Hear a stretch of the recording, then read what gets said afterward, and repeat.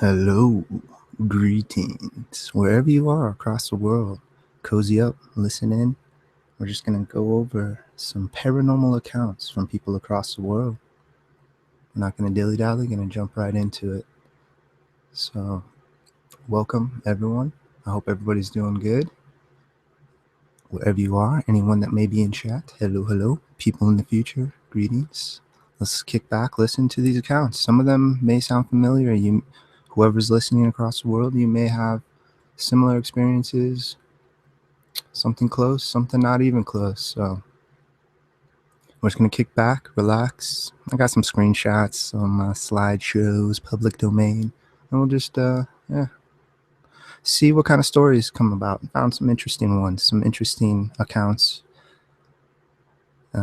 Paranormal across the board, really. So without further ado, let's get into it. I'm just going to screen share this and we're going to start it.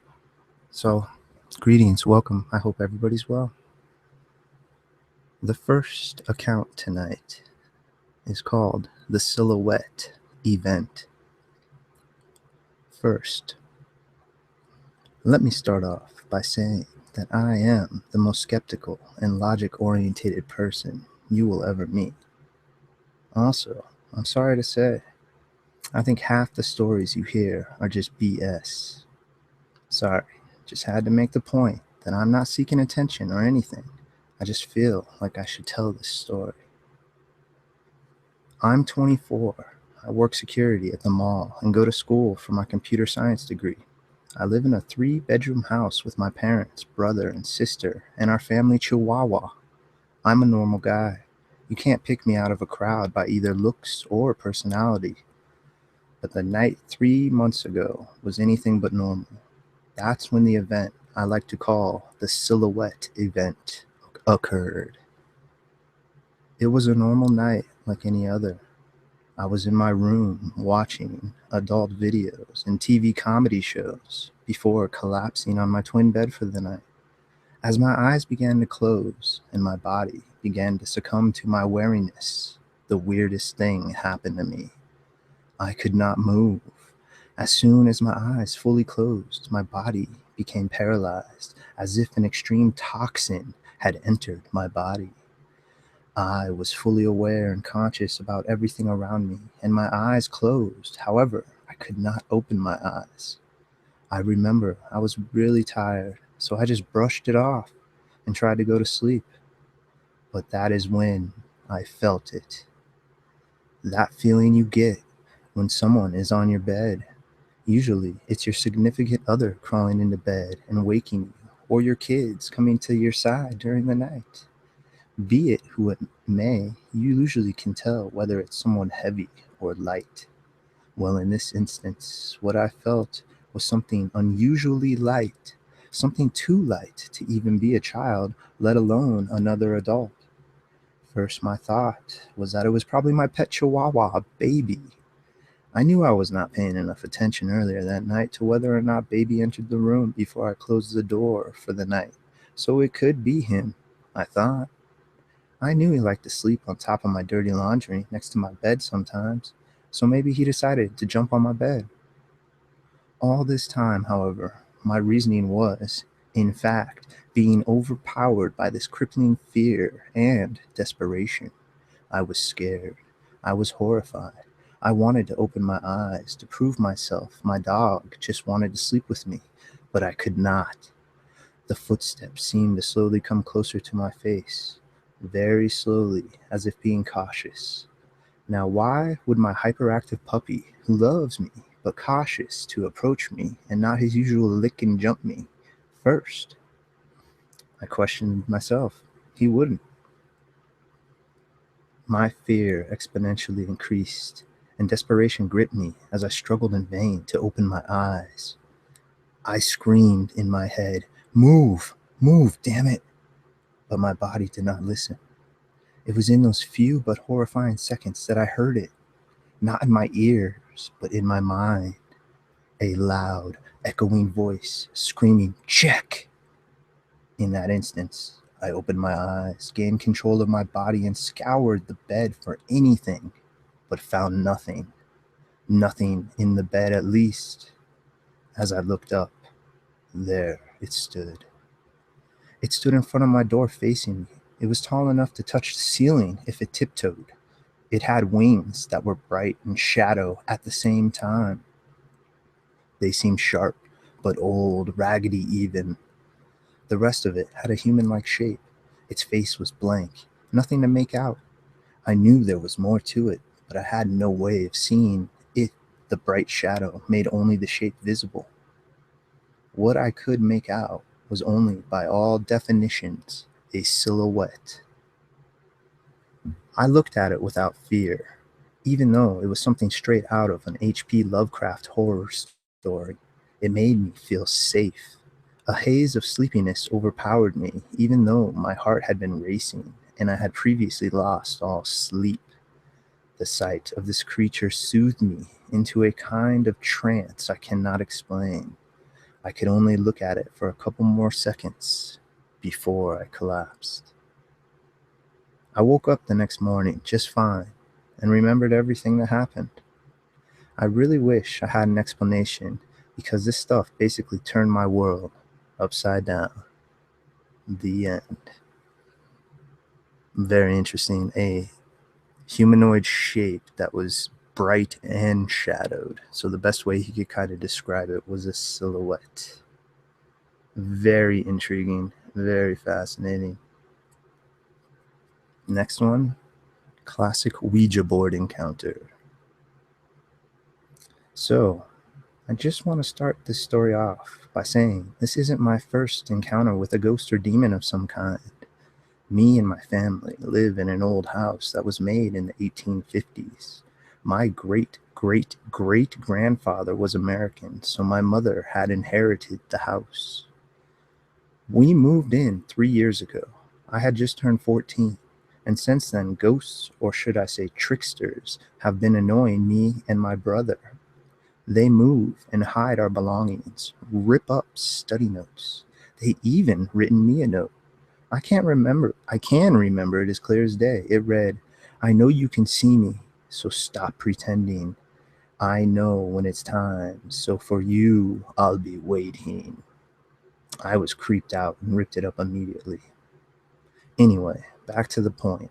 Last week, me, my brother, and two friends, after looking through some boxes in the attic, found an old Ouija board. It wasn't so up for the idea for inviting something into a house that was already haunted. Nevertheless, we ended up setting it up in my bedroom. My friend Lucy lit some candles and placed them around the board while I stood to turn the ceiling light off. We asked some general questions. What is your name, age, etc.? But my friend Ming is quite skeptical and was convinced that someone was moving the planchette. So, laughing, she asked if the spirit could prove her existence. The planchette would shake, but nothing more than that. We said goodbye and just sat there for a few seconds before doing anything. Ming said the whole thing was BS and stood up to go and turn the lights back on. But as she did so, a white figure grabbed onto her arm. Harsh breathing was heard by everyone in the room. The temperature dropped a couple degrees, and then a girl's voice echoed around my room. "Here I am," she said, and then the candles went out. Ming got her cell phone from her pocket and used the device as a light source to get to the light switch. She turned on the light, and we all sighed in relief. But when we heard the girl's voice again, "That's cheating. Games don't work like that. Cheaters shouldn't get to." She was cut short as my mother opened my bedroom door, telling us that dinner was ready. I mentally thanked my mother. I really believe that she saved our lives at that moment. However, it didn't stop there. Since then, the girl hasn't left me alone. When I get ready in the morning, in the mirror, I see something behind me. But of course, when I turn around, there is no one there. But there is a note that I got years ago. My heart dropped, and again, I ripped it up. This morning, though, I received a new note. It read, It's now your time, just like it was mine. In a few days, I'll start counting to 9. I kept it this time, and I put it in my purse so I could go show Lucy and Ming. But by the time I got to see them, the note had gone. I'm really scared. I don't know what's going to happen. And what does it mean? Count to 9. How can I get rid of this ghost? Please help. Ooh, yeah. Well, yeah, it's just, if you have the idea that talking boards may be kind of dangerous, you really shouldn't even be delving into that, is my opinion. Interesting story, nonetheless. The next is called Wendigo. This is claimed to be a true story. It was the fall of 2003, and school had just reopened a few months prior. I had spent the summer vacation working hard at a fast food business full time. I was now around 16 years old and would often party a lot with some friends throughout the neighborhood. Despite being back in school, I managed to work on the weekends, so I still had money to blow. This particular weekend, I was at a cake party with my friend Charles and Jim. We were all pretty buzzed and wanted to see if a mutual friend in another nearby subdivision had some cannabis, since either no one at the party had any or wanted to share. It was close to midnight when we decided to embark on this quest.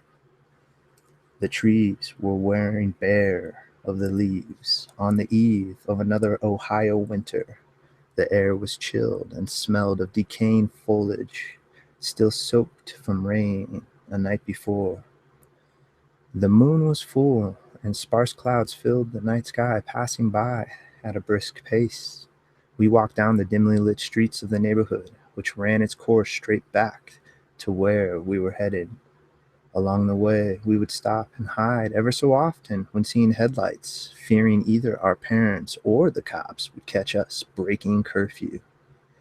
Jim suggested we stop off at his house to grab a few things before we headed out further. He grabbed a soda for us all, which I gladly accepted.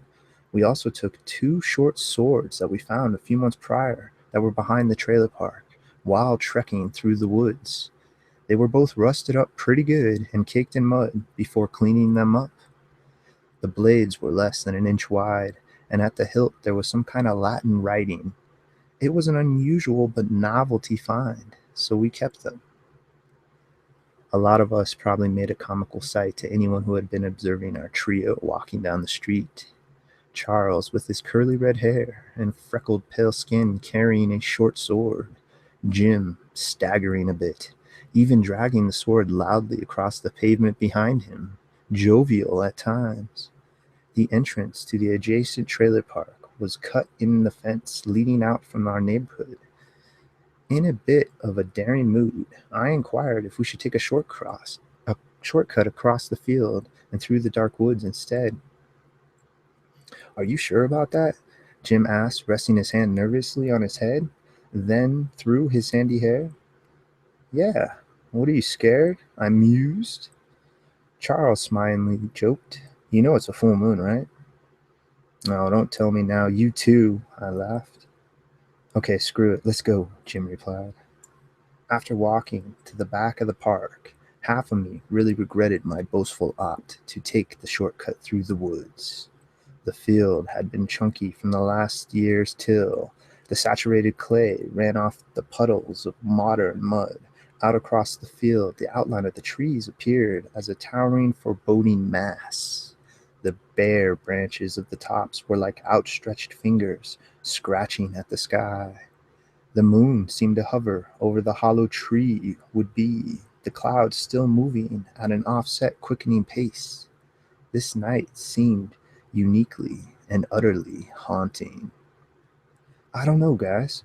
I started becoming fearful. Oh, really now? We just came all this way, man, Jim replied, a bit smug. Yeah, just kidding, I lied nervously. Once reaching the tree line, the aroma of pine needles and decaying woods struck my senses. It seemed like I had hit a brick wall, and a great part of me was quite reluctant to enter the dark, enveloping woodlands. I stumbled a bit through the brush and bushes between the trees.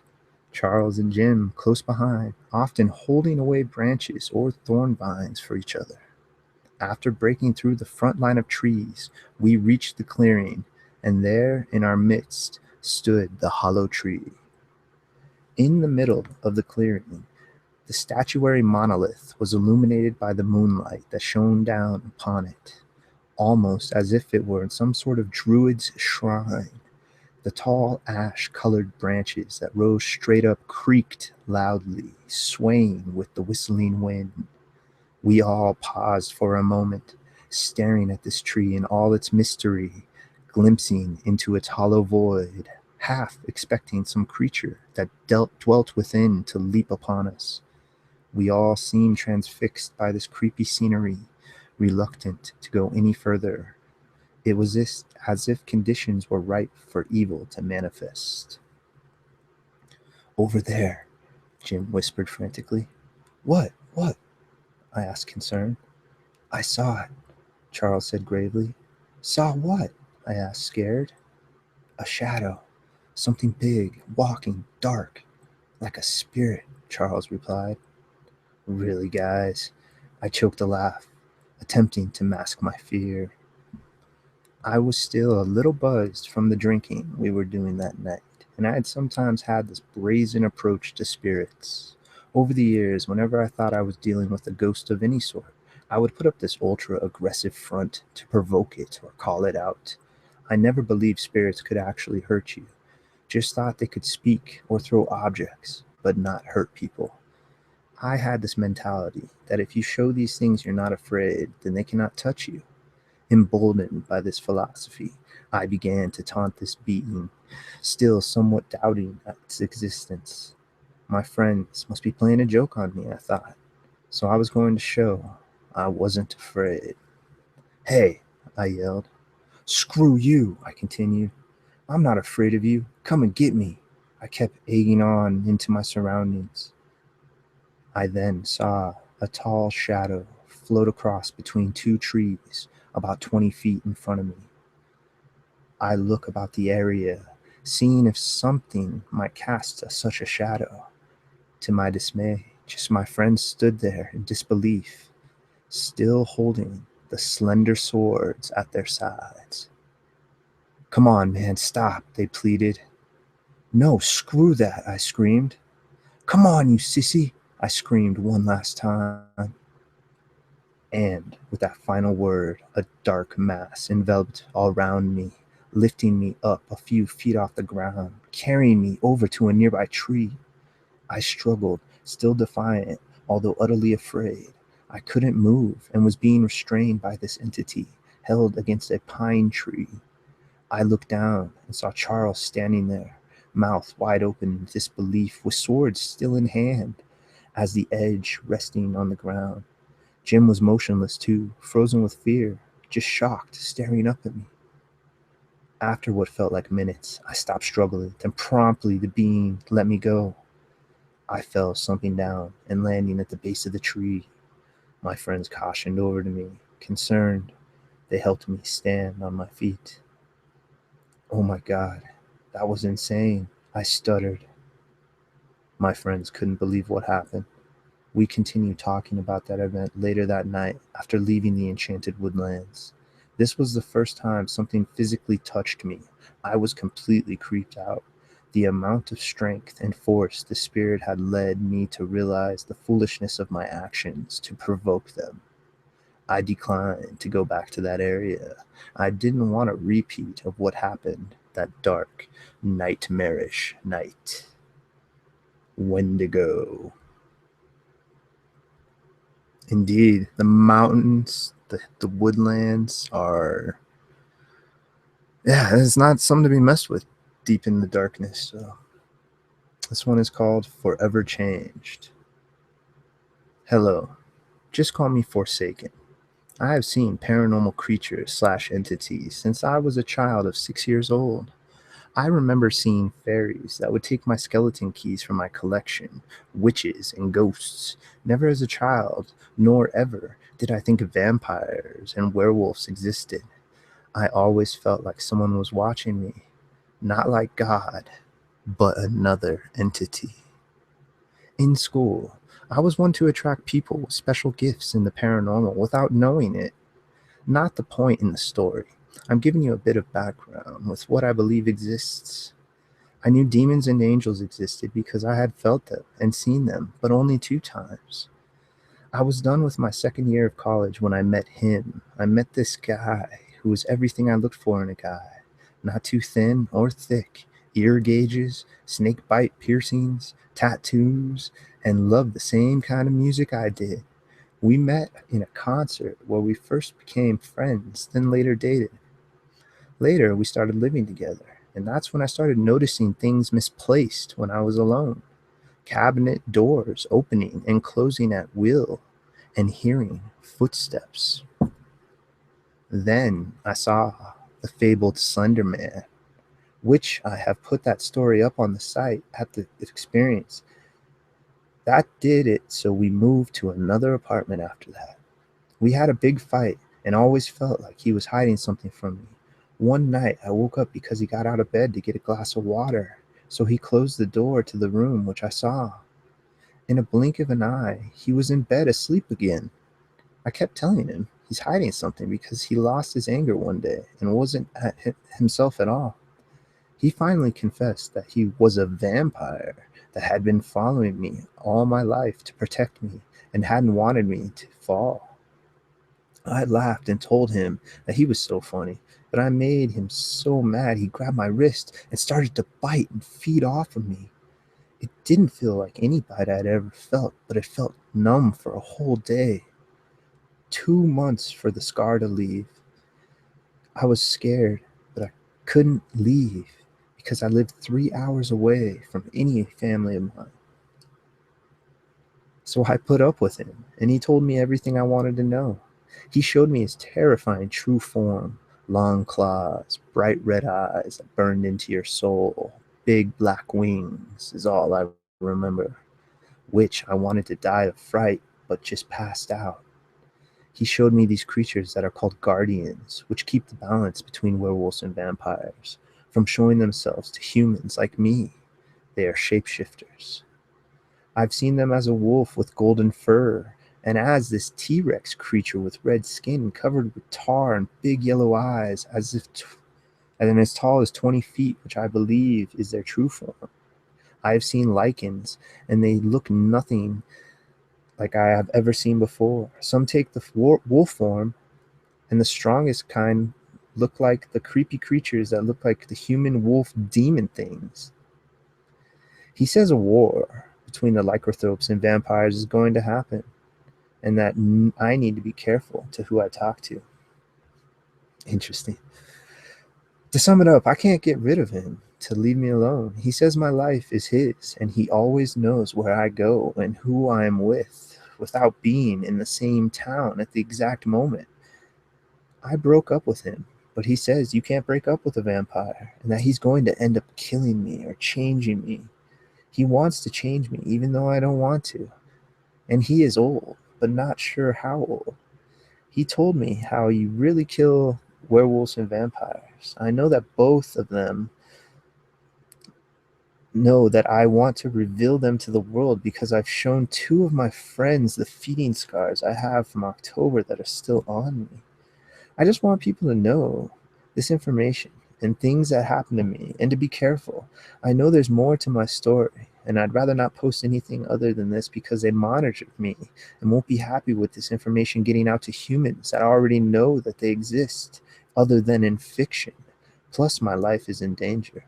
But I'd rather that humanity have the proper information than lies. Interesting. Yeah, I don't know. I myself, I've known people that were into that kind of thought and lifestyle, but not really per se. Maybe they just were and they just said they weren't. Very interesting. All right, on to the next. This one is called Church Stories. Okay, so I don't get scared very easily, but there was this one night at my church I will never, ever forget. So we have this story in our church to scare the little kids, or so I thought. The story goes like this. The church's first pastor hated kids. He despised them. He was always mean to them and never let them go on mission trips. One night in his office, he was working on his Sunday sermon, and he heard a light tapping noise on the window. It was a little girl. It was storming pretty badly that night, and the poor girl was soaked to the bone. The pastor rolled his eyes and let the girl in. He gave her a towel and left the room to go find some food for her. When he returned, he found his office a wreck and the little girl gone. The next day, he was walking to the church and saw the little girl. He grabbed her and took her to his office, and in a rage, he killed her. It is said that this pastor's spirit was so troubled that he was not allowed into heaven or hell after he died. So he supposedly still wanders the church and terrorizes children. Now that was just the story that I didn't believe until that one night. I was walking around, making sure everything was in order for the big church sleepover. Every year we have a sleepover for the kids at church. After I finished my rounds, I went and waited by the door for the kids to arrive. I wasn't the only person there. There was about 3 other adults with me. After the kids arrived and everyone was settled in, we told the story of the pasture. All the kids knew the story, of course, but were still a bit frightened. After everyone was asleep, including me, I heard a noise that woke me up. At first, I just thought it was the church creaking, so I tried to go back to sleep. I woke up again to the same noise. This time, I went to investigate. I walked around, all around the church, but didn't see anything. When I got back to where everyone was sleeping, I saw it. A little girl sitting in one of the chairs staring at me. I froze. Then she talked. She actually talked. She said, "Help me. He's going to kill me. Help." I just about wet my pants. Then she disappeared. I went back to sleep unwillingly and woke up the next morning. I told everyone, but no one believed me. So I guess the story is wrong. It's the little girl that haunts the church, not the pasture. Church stories. Interesting. Well, you didn't get much information from the girl, but she said he's going to kill me. Help. Disappeared. Fascinating. Hopping in chat just a second. See you guys good. Everyone's good. Greetings, everyone. I hope everyone's fine. This is just the very beginning. I got a bunch more, and we'll just see where this leads. So I hope everybody's having a great evening. Kick back, relax, snuggle in, and we'll see where these stories go. It's all up to your own personal scare level. Some of these might be cheesy, some of them might be spooky, some of them might be terrifying. It's really kind of all up to everybody on their own personal journey through this weird, strange, paranormal world. Next one's called Creepy Rag Doll.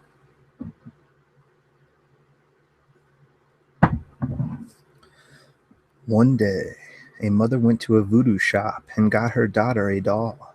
She brought it home to her daughter. Her daughter loved it very much and slept with it. That night, the little girl laid her new doll beside her on the bed as she lay down to sleep. Later that night, she was awoken by a sound. It sounded like someone was walking down the stairs. She went to pick up her doll when she realized that the doll was gone. She slowly opened the door, walked slowly down the hall, and peered around and down the staircase. There, sitting on the steps, was her new doll. "How did you get there?" asked the little girl. The little girl went and picked up the doll and brought her back to her room. She laid back down with the doll beside her and went back to sleep. 3 hours later, she heard the same sound. She noticed that her doll was gone again. She walked down the hall, and there, sitting halfway down the steps, was her doll. "How did you get there?" asked the little girl again. She walked down the steps, grabbed her doll, and proceeded back to her room. She laid in her bed with her doll sitting beside her. Later, that same night, she heard the sound a third and final time, with her doll again missing. "This is very strange," the little girl thought to herself. She walked out of her room, looked down the stairs. No one was there, not even her doll. She walked down the stairs. She went around the corner into the kitchen. The knife drawer was open. She went to her parents' bedroom to tell them what she had saw. Leading out of her parents' bedroom were red, bloody footprints. They were rather small, even smaller than hers. She went into her parents' room to ask what had happened, but her parents weren't in their room. She followed the footsteps. They led her outside, where on a tree hung her dead parents. In front of them was her doll sitting on the ground, and next to the doll was a bloody knife. The little girl fell to her knees and started sobbing. Then the unimaginable happened. The doll stood up, smiled, and said, "Don't be sad, little girl. Soon you will be with them, and you won't have to be sad anymore." "What do you mean?" replied the little girl. The doll bent down slowly, grabbed the knife, and ran at the little girl. The little girl's scream echoed through the neighborhood. All the neighbors awoke, but the little girl was nowhere to be found. All they found was a note lying on the ground. The note read, "To whom is reading this, the little girl is fine. All she wanted was to be with her parents once again, and her wish was granted. If you wish you could see one of your loved ones again, just walk inside the front door, and I will grant your wish. Sincerely, the little girl's best friend." Some say that if you listen real carefully, you can still hear her shrill cries for help. The little girl's death, along with her neighbors as well, are still a mystery to this day. So remember, if your mom ever goes to a small shop in the middle of nowhere to get you a doll, just tell her you want a pony instead. It may save you some trouble. I like that one. That was a good one. Ragdoll. I'm yet to kind of pick up a doll, so I haven't experienced with that. But they are creepy, yes. Next one is called Walking Shadows. When I was little, I could see shadows walking around, but they weren't shaped, and they seemed to have a swirling darkness inside of them. The first time I knew I wasn't delusional was when I was babysitting my cousins. It was near 12, and I would let them stay up late. When I got them settled in bed, I walked over to the other side of my aunt's room to change into my PJs. As I went to go down the stairs, someone stopped me in my tracks. There was a shadow of a man standing at the bottom of the stairs. Although I was at the top, I knew that if we were face to face, he would tower over me by a good head. Now, I got to try to say this without getting confused. Is that you got to outline is that you got the outline of the man, but the inside was like a swirling black, if that makes any sense. It could be that it was my first proper time seeing it like that. Before, I would only get feelings, or when you see them out of the corner of your eye. But facing him straight on had scared me stiff. But the next minute, he wasn't there. I had run down the stairs and called my Nan, who came over. My Nan's Nan had been a tea leaf reader and apparently had a psychic trait, if that means anything. But after that, spirits just seemed to make themselves known. I have a spirit that guards my room. He's quite funny, actually. He has curly blonde hair. His clothes are sort of rags from old time. We saw him a few years ago. My Nan had seen him first in a costume shop, and when she told the lady, she said that there was a spirit there and that the shop had been an old blacksmith. After a few weeks, I knew he had followed us home. He jumps on at the end of my bed when my mom or Nan has to sleep in there, and me on the couch. And I find it hilarious when they say he's been bouncing again. Later on, I went to a psychic. She could actually sense him and that he means no harm. And when I was up the stables mucking about, I saw him walk past the window. Now, the stables face the field and no public footpaths, so no one should have come up there. Well, I saw someone walk past the window, and as I waited for him to appear by the stable door, nobody did. I walked around checking for someone, but couldn't find anyone. Later on, not telling anybody about the window, my Nan went in and said she saw someone, but they disappeared before they reached the door as well. But I don't worry anymore.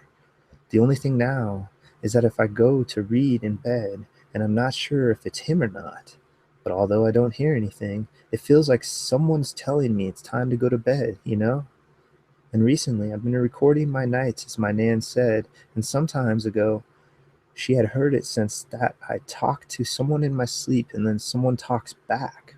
Although it's only me, Nan, and Granddad who live in the house. We have heard things on the recorder, like footsteps and voices, which is a bit spooky. But again, I am not worried. I mean, I'm asleep, so it's not like I remember anything. Walking shadows.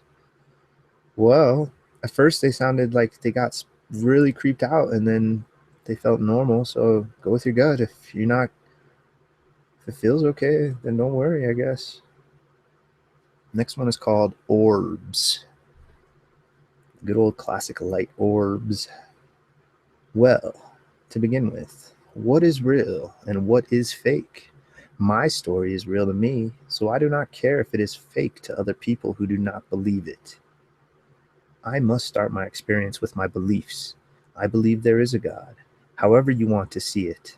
I believe there are demons here on earth. I believe that as a human, I am vulnerable to attack from and by demons at any time. Now, just because I believe these things doesn't mean I am some little shivering in the corner afraid of everything person. I have faith in what I believe. But there was a time when I challenged any demon to try and shake it. Don't let me out the part that I was quite drunk when I had done so.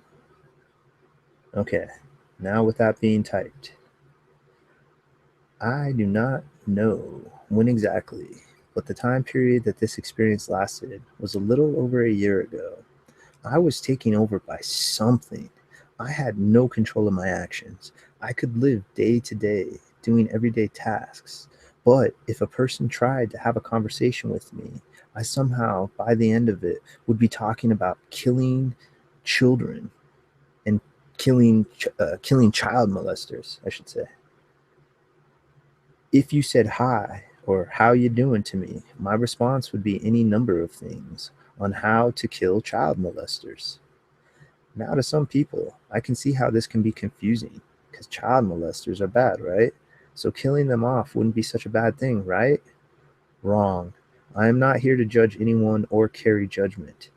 Anyway, one day this demon was knocked out of me. The jolt, which I cannot explain how it felt, actually knocked me a jump backwards and then a jump to the side. What happened next is what's the most scary. My sister was with me. When it knocked out of me, I'd seen it go into her. She was in the same instant changed her appearance. Her facial muscles twisted and tensed up. Her expressions changed. As that was going on with her, I suddenly felt a great relief deep within me. Then I understood what had been going on. Only now it was gone from me and now into my sister. I tried to point that out to her, but of course she couldn't hear me. Then a few weeks later, I had seen my sister again and overheard a conversation between her and her boyfriend about orbs. He had a recording of orbs. These orbs could be seen all around the house. To this day, anybody that lives in that house ends up with serious health conditions and gets scratches and burns that cannot be explained. Orbs. Yes. Well, I mean, it's kind of funky to think about, but I mean, if they are energy, that definitely explains the burns and could make scratches to some degree. Who knows? Orbs seem to be some sort of crazy higher form of undetected energy or frequency. So we don't know for sure. Okay, hold on. I'm just going to grab this next one. I'll save that one for just a little bit. All right. This is called Ghostly Happenings, and I'm about to sneeze. Pardon me, pardon me, pardon me. Ooh, sneeze out of nowhere. All right. This is called Ghostly Happenings.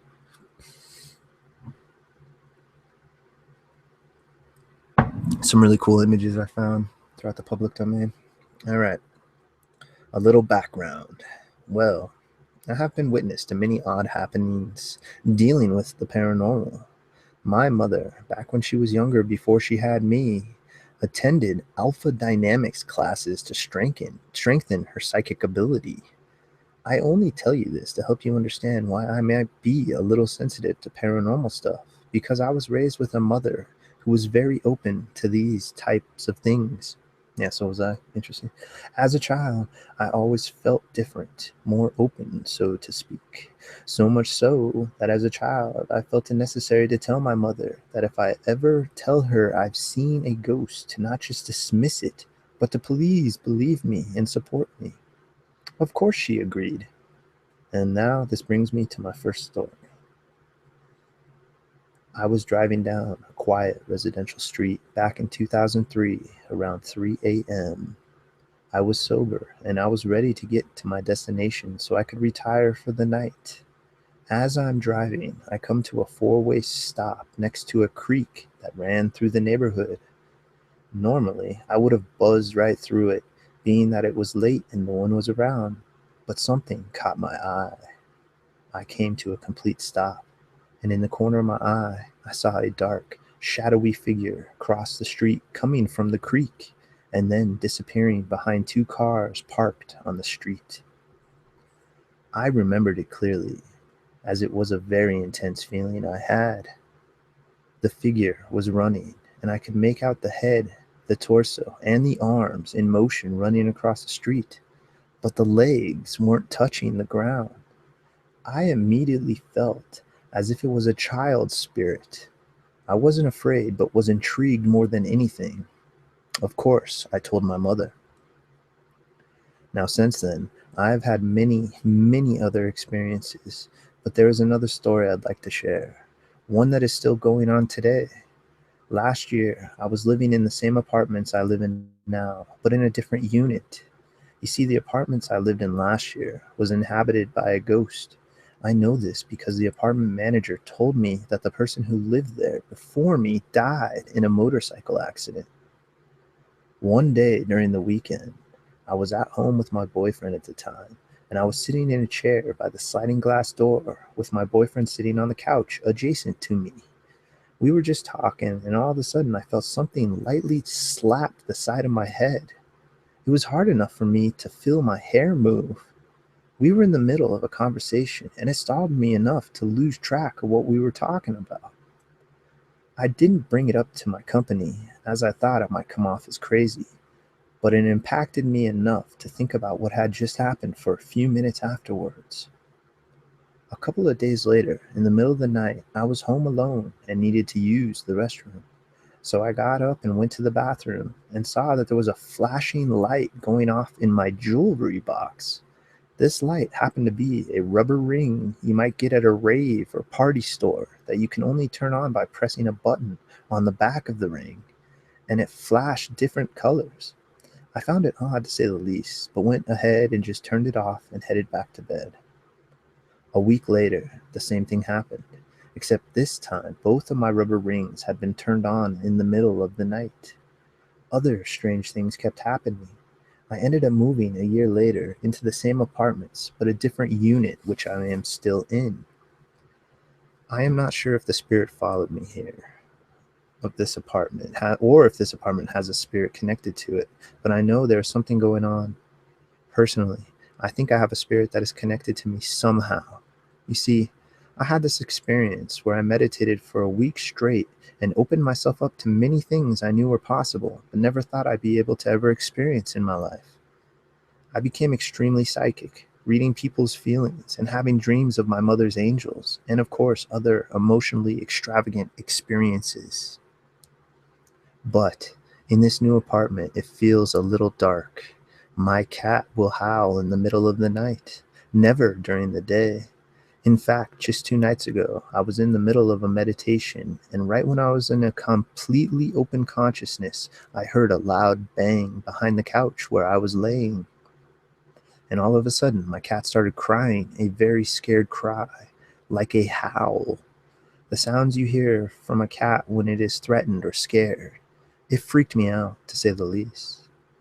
It may not sound like much to you, but if you're on this site reading these stories and you already are open to knowing that feeling I am talking about, that feeling that you know something is amiss, and you know deep down in your soul that you are not alone. I've also seen spirits of energy flying through my apartment twice, like a little white orb. My mom was over at my house with me a couple weeks ago, and we were discussing the topic of ghosts, so I decided to grab my digital camera and shoot some photos of my apartment. Immediately, I found traces of activity. The first 5 or 6 pictures showed orbs floating around everywhere. I stopped taking pictures so my mother and I could acknowledge them, and then I resumed taking more pictures. There were no more orbs. Why? The first 6 pictures show floating energy, and the last few have nothing. Again, this may seem like nothing to you, but when you just know. I was at a friend's house spending the night. Everyone else had gone to bed except me. I had a mild headache and decided to head to the kitchen to look for some aspirin. As I'm standing in the kitchen, looking up the cupboards, I hear something to my left foot, or to my left. I look down, and the silverware drawer is slowly opening. I watched it open all the way. Weird. Also, I have the weirdest dreams ever and have literally been scared to fall asleep at night. And I'm 28 years old. Back before 9/11, I had a dream of a dead soldier being held captive in a prison. It's all very bizarre. I have many more stories to tell, but I think I am done sharing for today. Thank you for reading, and I love all of you. Ghostly happenings. Thank you very much. Such interesting accounts and experiences. Okay, so we're gonna get back into the van. I think, yeah, here's a vampire one. Let's get a little into the vampire. Just checking everybody in chat. Everybody's doing good. Yeah, these pictures are awesome, huh? Yeah, it just makes me want to go out and explore. All right, guys, so this one's called Unwanted. The other day, my friend showed me this website and the Ode to the Vampire Mother. Is that what it's titled? It was all very intriguing at first, since researching mythology is a hobby of mine. She pressured me into reciting both the Latin and English versions of the spell, and we left it at that. I'm normally quite a rational person. Superstitions do not normally affect me. On the contrary, I often laugh at those who believe in the paranormal. However, before chanting the ode, I had this inexplicable aversion to doing so. Perhaps the superstitions really did get to me that time, but I shook that feeling off and told myself that it was no big deal, that such things couldn't exist. After a few days, I forgot entirely about the spell. After a week, I began to feel paranoid. It was almost as if something were shadowing me. I felt a presence near me, and I felt as though I were constantly being watched. It was eerie, and I didn't feel safe, even in the comfort of my own bedroom, with the windows even locked, with the windows and doors locked. I asked my friend about how she felt about the spell, and she laughed it off. Much as I had before the experiences of others, she reported no odd feelings. Lately, the presence has begun to make itself known. It used to be just a shadowy thing in the margins of my peripheral vision. It was in the background, like wallpaper. But now I hear odd noises around my home, and I hear footsteps or the subtle crunch of grass under feet behind me when I walk outside. A few days ago, I saw the distinct shadow of a tall man wearing a long coat loitering outside my home. I made brief eye contact and suddenly felt so frightened that I turned around and walked away. I can't recall what his eyes looked like. In fact, all I can remember is that he was a tall man and that he was wearing a long coat. I don't even remember where I ran off to after encountering him. I don't feel any imminent danger when I see him or when I hear odd noises. It's more like my own fear that consumes me because I do not ever foresee or want this to happen. I never wanted this. I don't know why my friend isn't experiencing this. She's the one who suggested it and recited the ode willingly. It's a terrible feeling being terrorized in your own home. I'm very confused. I'm going to college soon. I do not need this. I am panicking. The unwanted. Yeah, I know that there's a lot of different beliefs on how to get rid of this stuff, and I know one of those beliefs is sometimes you just can't. This one is called With Dark Eyes Came Strangeness. I was in 8th grade and still in junior high, and I had to go to the high school for science and art. The school I went to was a gossip hotspot. Everybody was always saying something about somebody. In this case, I heard through the grapevine that there had been the arrival of a new student into the high school a couple days ago and that he was really into art. I suddenly felt a strong pain develop in my stomach when they had mentioned he was a boy. "Oh, he's so dreamy," a blonde chick who always would follow me blabbed away. "With his dark hair and dark eyes, I can't believe he never wears anything but black. Isn't it weird?" I nodded, too weak in the stomach. I was afraid to speak, for I thought I might throw up. I don't know why I never reacted to anybody like this, let alone I don't really react to anybody at all. But for some reason, I was getting all sick about someone I hadn't even met. She continued her babble as I walked to Art. "He's an amazing artist, so he decided to join art today, and from now on, actually. But he is such a jerk. I mean, seriously, he never really pays attention to anybody, and not to mention, he practically has no personality." "Can you just shut up?" I snapped. I just wanted the feeling in the pit of my stomach to go away. I could tell by the look she gave me that I was the next victim of gossip, and she glared and stormed into the high school without me.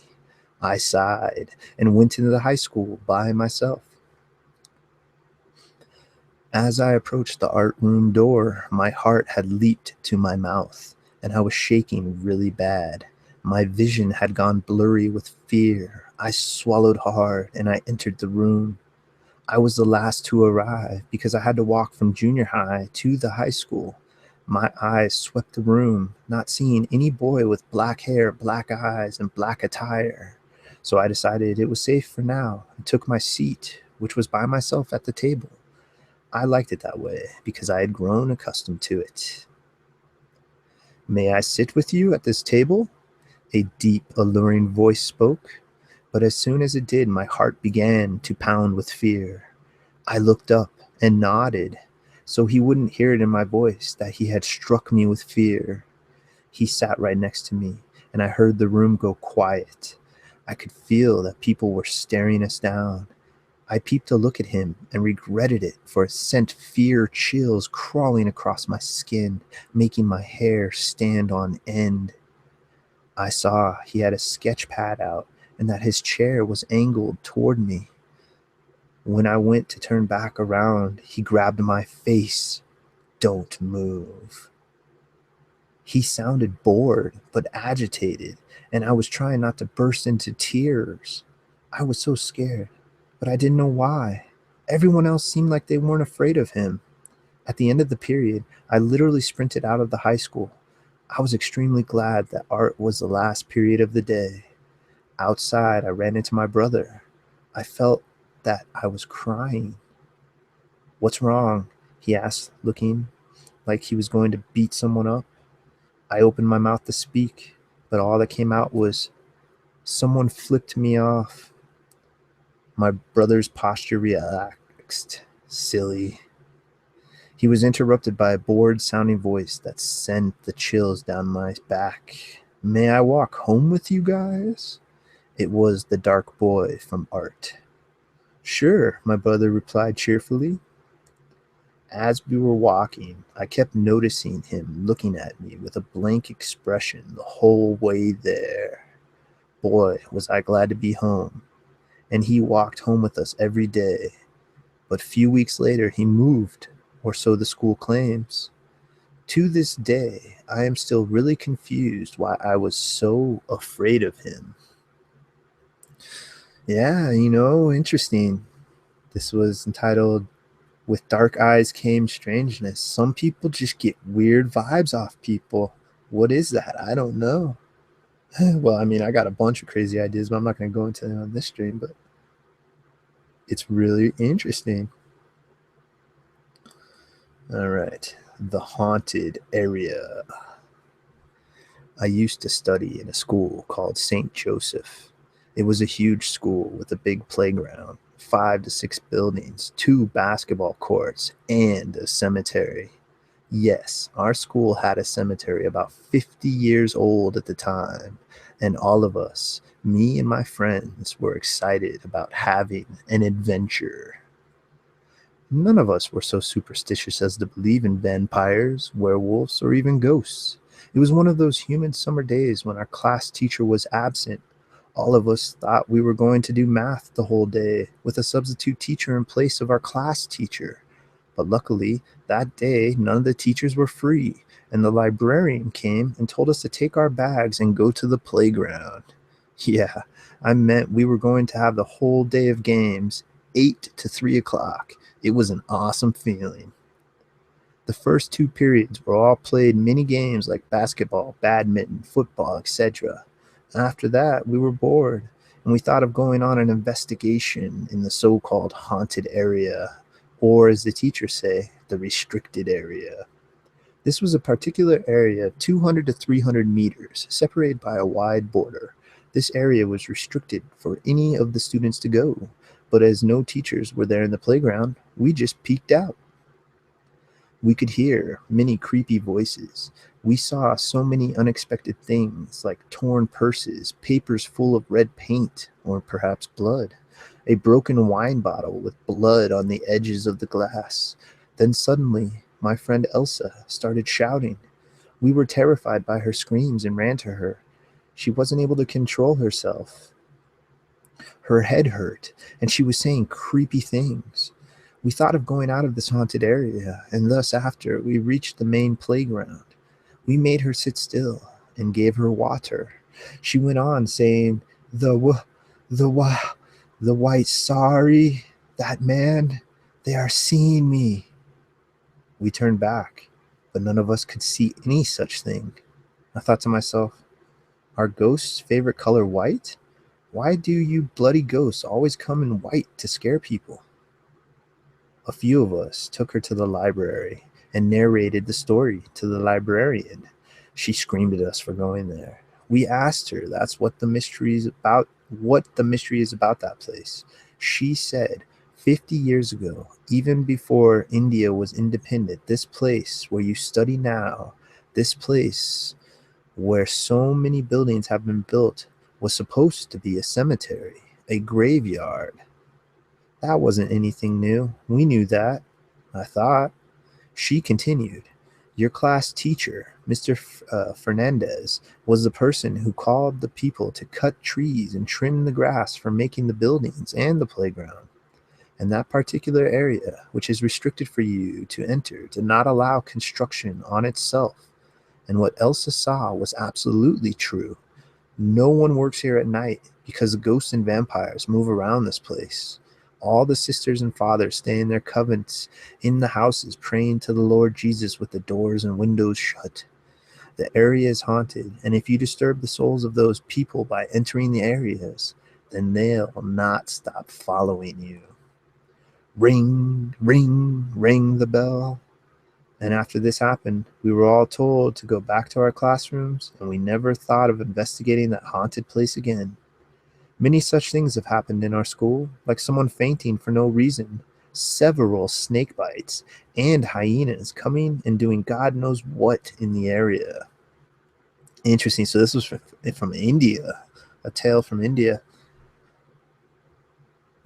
And that one was called The Haunted Area. So it sounds like the faculty is aware that part of the area is not a good place to go kick it, be it whatever may have. All right, so this one's divided into part 1 and part 2, so let's go with it. This is called Encounters with the Strange, part 1. Hello to whoever may be reading this. This is just a basic summary of experiences I have had with a couple of friends in the area of East Texas, from Bigfoots and werewolves to spirits and the fairy as well. I'll start off with a previous friend, Zach, and of a friend, Kat, of mine, who told a story about his own encounter with a werewolf-type creature. On one of his birthdays, Zach decided he wanted to go out and search for a werewolf for whatever reason, down a road ironically named Wolf Road. And down that road is a dirt path that leads off into the forest. So Zach and his family went out to the woods behind his house and placed raw meat on the roof of a car and placed a stuffed dummy inside. He and his family staked out the nearby abandoned shed and watched.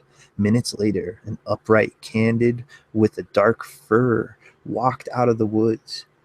This creature then jumped on top of the car, grabbed the meat, and attempted to break inside the car to get the dummy, but gave up after a while, either because it was not worth it or it realized the dummy was fake.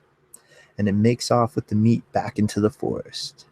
Later on, his mother wanted to do the same for her birthday. They got the same results, but with both meat and dummy taken and a damaged car. I mean, it's an interesting experience, not to jump into this, but I wouldn't be doing it like right by the house, like on your car, like just in case. Interesting experiments, though. I'll give him that. All right, goes on. The following report was taken from my school's newspaper. They had a link online, but it was recently removed. The girls mentioned in the interview that it could have been a chupacabra. On to the interview. Where did you spot it? I first saw it coming down East Side Road. What did it look like? It was white and looked something like a huge dog, but it ran really weird. What was it and what were you doing in order to see it? I was driving and it ran out in front of me. What was your reaction? And what was its reaction? I was in shock and I didn't say anything. It just kept running across the road. And that was pretty much the end of it. I wish there was more to that bit of an article, but unfortunately there's not. However, I still have our sightings to tell. The first sighting relating to my group of friends started out with a little investigation of a creature reported by one of our friends, Ellie. Ellie told us her experience with a werewolf-like being, such as silhouetted figures at night by her window and strange noises in the woods next to her house. Her family had even their own run-ins with whatever was out there behind her woods.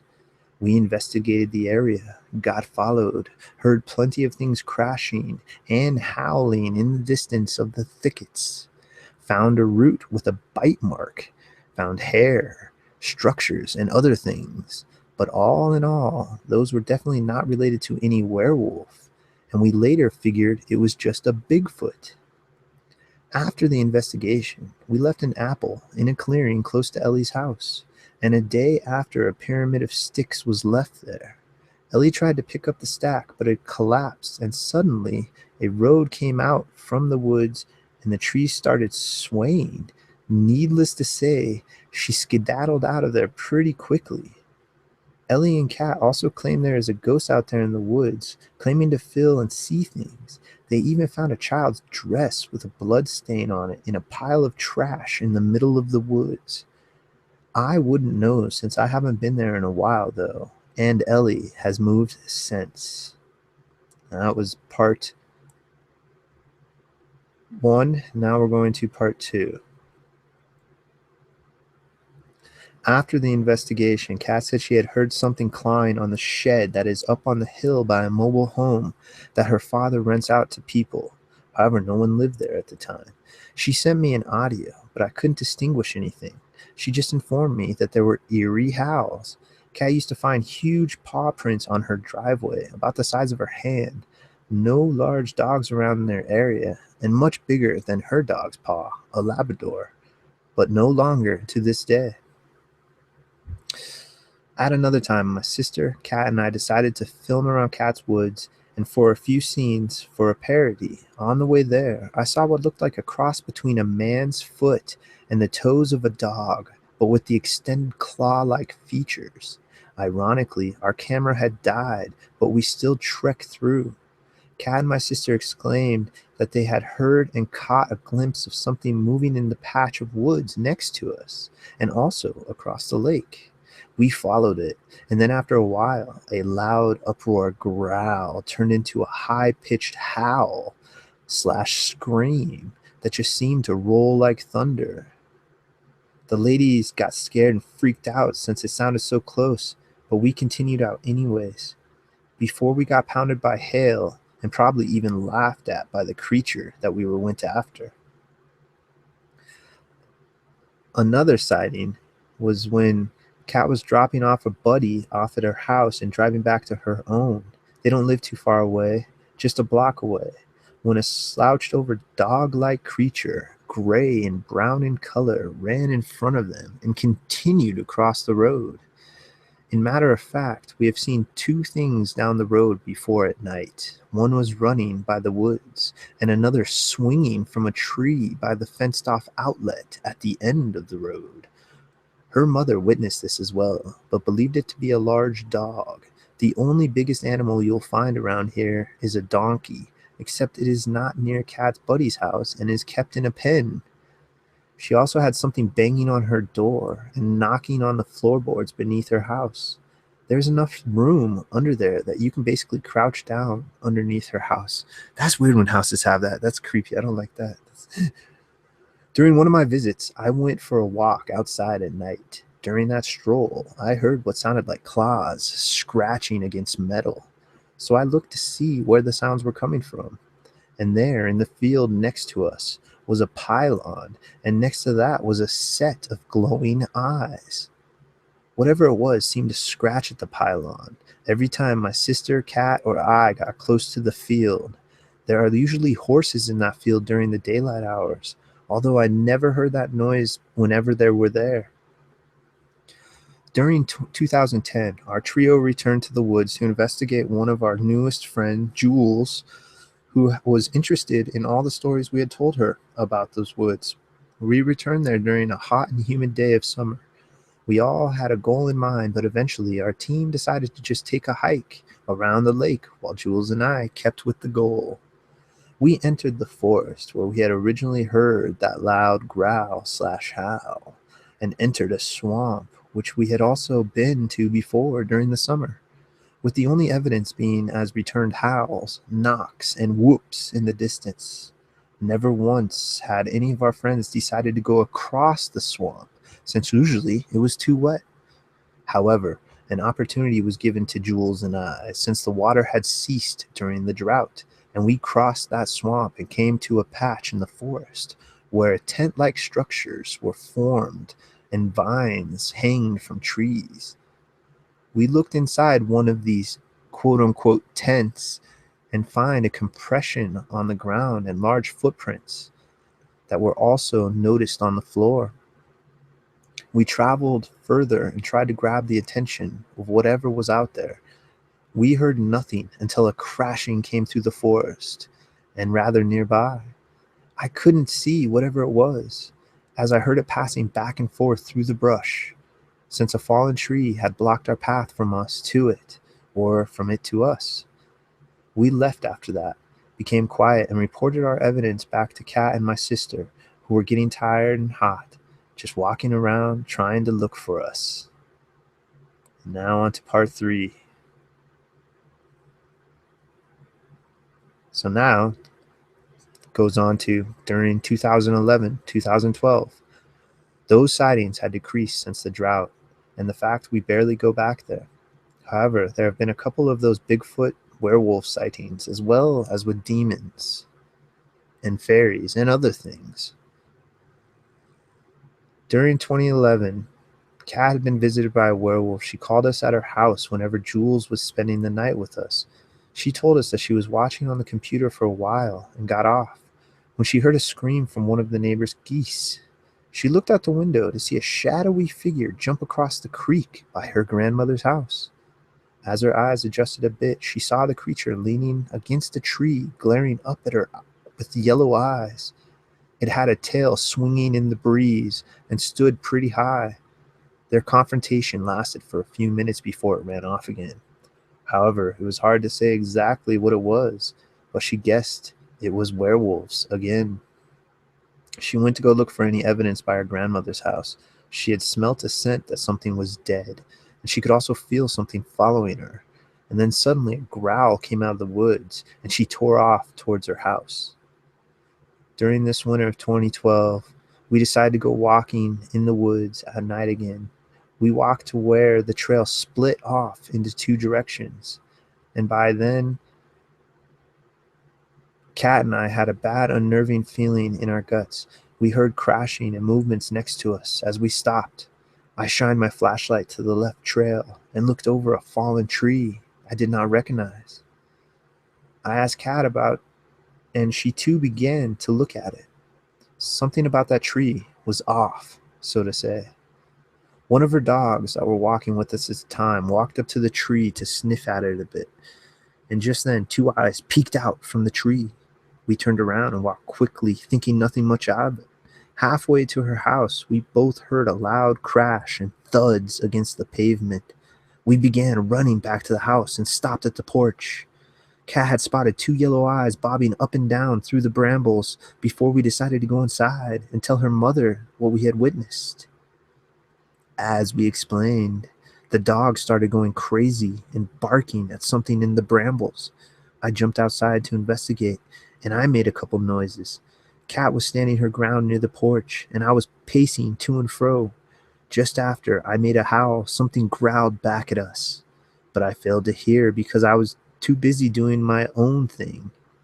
All I saw was Kat running back into the house. The nights following strange howls and growls had been heard. Now, as for the demon story, this has actually been going on since I was in the 7th grade. I used to be extremely paranoid during this period. I was in my room sleeping, my bed facing towards the door, which was cracked open ajar just a bit. I remember having a dream that I was in school and taking notes until the bell rang. However, when the bell rang, it sounded like a high-pitched ringing noise, which later turned out to be a scream as I woke up. It definitely wasn't a dream now, as I stared out into a hallway through my door and saw a white figure that was just mist, screaming for what seemed like some minutes before it stopped. As I recovered, I hear my terrier, Whiskers, growling and looking out into the hallway. I woke up my sister, but she heard nothing but the dogs barking outside. After that incident, I heard whispers in the corner of my room, and breathing in my ear, and shadows lurking here to there. I told Kat about the ghost, and she went to spend the night in my house during the weekend. We went around the house asking it questions and asking for it to do something. However, nothing occurred, and I claimed that it probably had left. It wasn't after a while until it had followed her home, and so we speculated. Kat started off seeing shadows in the corner of her eyes and objects moving from their original places. The entity tried to find new ways to frighten her, apparently, since it kept trying new things, like flickering the lights on and off, until she told it to stop. Later on, the sightings escalated into loud, violent scratches under her pillow, bed, and even inside the walls. Also, breathing in whispers, objects being scattered and thrown. During one of the nights she spent in my house, the entity had whispered into her ear, asking, "Why?" very loudly as she slept in my room, while Jules and I were in the room across from mine. She came up talking loudly and nervously, and I had already figured out what it was, and we all slept in the living room instead with my sister. The second time she was at my house, she saw a deformed shadow creature in the top corner of our bathroom looking down at her. When Ellie came to visit her during vacation, she had threatened to get rid of it by spreading salt around the house after messing with her objects and scaring them some bit. The entity stopped for some days after Ellie's visit, but came back and slightly became less noticed around whenever Kat just started ignoring it. During this period with the entity, both Kat and I had witnessed depression and anxiety. Kat has also seen the fairy a couple times, or the fae. Her first happened to be a strange brownie elf-like being that popped up recently and seemed to have taken a liking to her. She's seen him once or twice. The last time she spotted him, a book had flown off her shelf and she turned around and she saw him sitting by the window, grinning. He had appeared differently and felt more negative than before. After a run-in with the Fae, she had seen glazes and sparkles of light at school, and she looked at the shelves in her classroom and saw all sorts of Fae smiling and looking at her.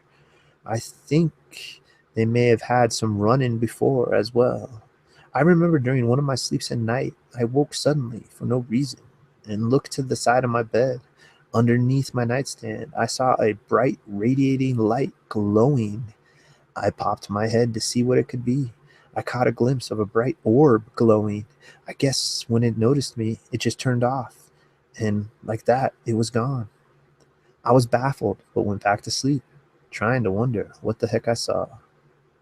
Another time, I couldn't get sleep and I was pacing around my living room and saw a bright orb dash across the room and disappear. I have also seen white glazes and sparkles before, and a feeling of being watched.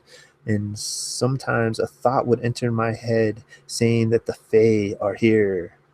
So that's pretty much a few of the sightings we have had around the East Texas area. Yeah, that was a bunch of weird encounters. Encounters with the strange, three-parter. All right. All right, guys. I'm just going to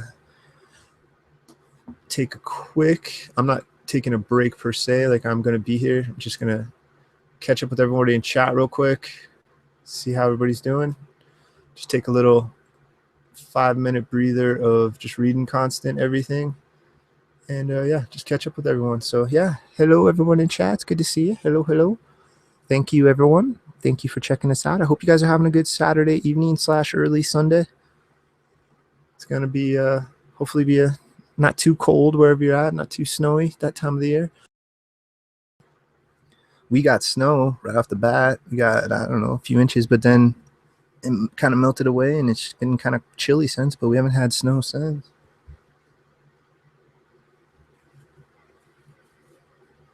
Yeah, some interesting stories and experiences so far.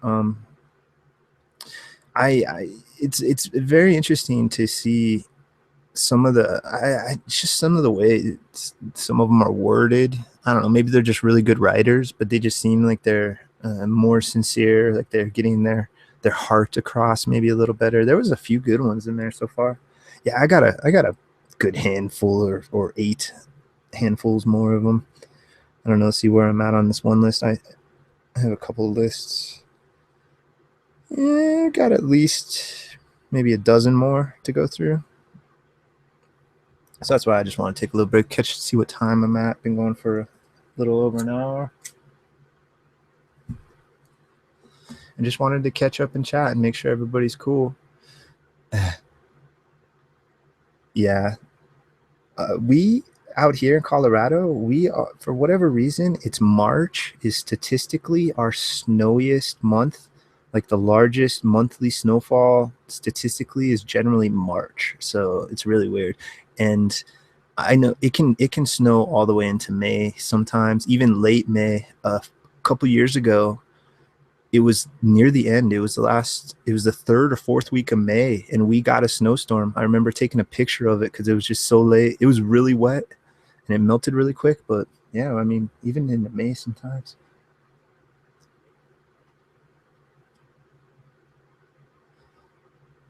Yeah, ship the snow from up north to everyone. Well, I'm glad you guys are doing good. Thank you for checking us out. It's good to get back into this. I enjoy reading out loud. I'm one of those weirdos that really never volunteered for anything in class except for reading out loud. Like, I always liked it. I wouldn't get up in front of the class. Like, that's uncomfortable. But if I could just sit at my desk and read out loud, I was stoked with it. I was always into that for whatever reason. I don't read out loud on my own. Like, I'm not here sitting reading a comic book like out loud. That'd be funny. I only read out loud for this kind of stuff. All right, guys. So we're gonna get into the next one then. Sweet. Everyone's doing good. This one has a really interesting name, and I never heard about this until today, and I haven't looked into any of it later. So if you're curious, you might want to hit up your search engine and check this one out. I don't know how true it is or anything, but it has a name like it's kind of true because it sounds like a place. It's called The Haunting of, pardon my pronunciation, Kanaka. It's Kanaka Pete. Kanaka Pete, the axe murderer. So normal Pete, Pete. It's Kanaka, Kanaka. Kanaka Pete, the axe murderer. All right, sweet. I'm just gonna leave it on this camera for a story or two, and then press switch it back. I was recently browsing the internet and came across the story of Kanaka Pete. That has a website, www.kanakapete.com. This brought back a personal experience I had with Kanaka Pete. Kanaka, I think I'm gonna call him Kanaka Pete. I would like to share it with you. It was the fall of 2007. I was attending University of Nanaimo, British Columbia, Canada. A few weeks before Halloween, my boyfriend and I took a guided tour of a haunted place called Nanaimo. Pardon my pronunciation of these places. During the tour, we heard the story of Kanaka Pete. Kanaka Pete was a big Hawaiian that lived in Nanaimo with his native wife and their infant daughter. In 1867, after a night of drinking, Kanaka Pete returned home to find his wife's parents in his home, and his wife told him she was leaving him. Pete left and got completely intoxicated. He returned again around midnight to find his father-in-law in the act of adultery with Pete's wife, while the mother-in-law watched and the baby lay beside him. In a drunken fit of rage, Pete grabbed an axe and did not stop swinging until his wife, her parents, and her daughter were all chopped into pieces. He fled to Newcastle Island, where he was hunted down and captured. After a rushed trial, he was hung. He vowed he would return and have vengeance. This scared the locals to the point that neither the Europeans or natives wanted him buried on their land. He was taken to Newcastle Island, a former smallpox colony that was uninhabited, and they buried him there in a makeshift, unmarked grave. Our tour guide told us that his evil spirit still lurks the far side of Newcastle Island, looking for revenge, and to never be on the far side of Newcastle Island after dark. This was the most interesting of all the ghost stories we have heard that night. My boyfriend and I thought it would be real exciting to go camping on Newcastle Island the following Saturday, especially because it was close to Halloween, with the thrill of maybe finding out more about Kanaka Pete. When we got to the island, we saw a sign saying no camping beyond this point. We spoke with one old timer there, and he told that for our safety, it was dangerous to camp past the signs. He told us spirits that have unfinished business still roam near their graves, and that Kanaka Pete is confined to a certain area of the island. We set up our camp on the safe side. While we were camping, we saw some people in kayaks heading towards the far side of the island. We never saw them return. Before dark, we took a little hike partway on the far side of the island. We came across the body of a dead rabbit with its head chopped off. It looked as though it had just happened. That was really freaky, as we did not see anyone around there. We headed straight back to camp. When we took the little ferry over to Newcastle, it was a calm, sunny day. During the night, it got cloudy, and the winds came up, making it even spookier.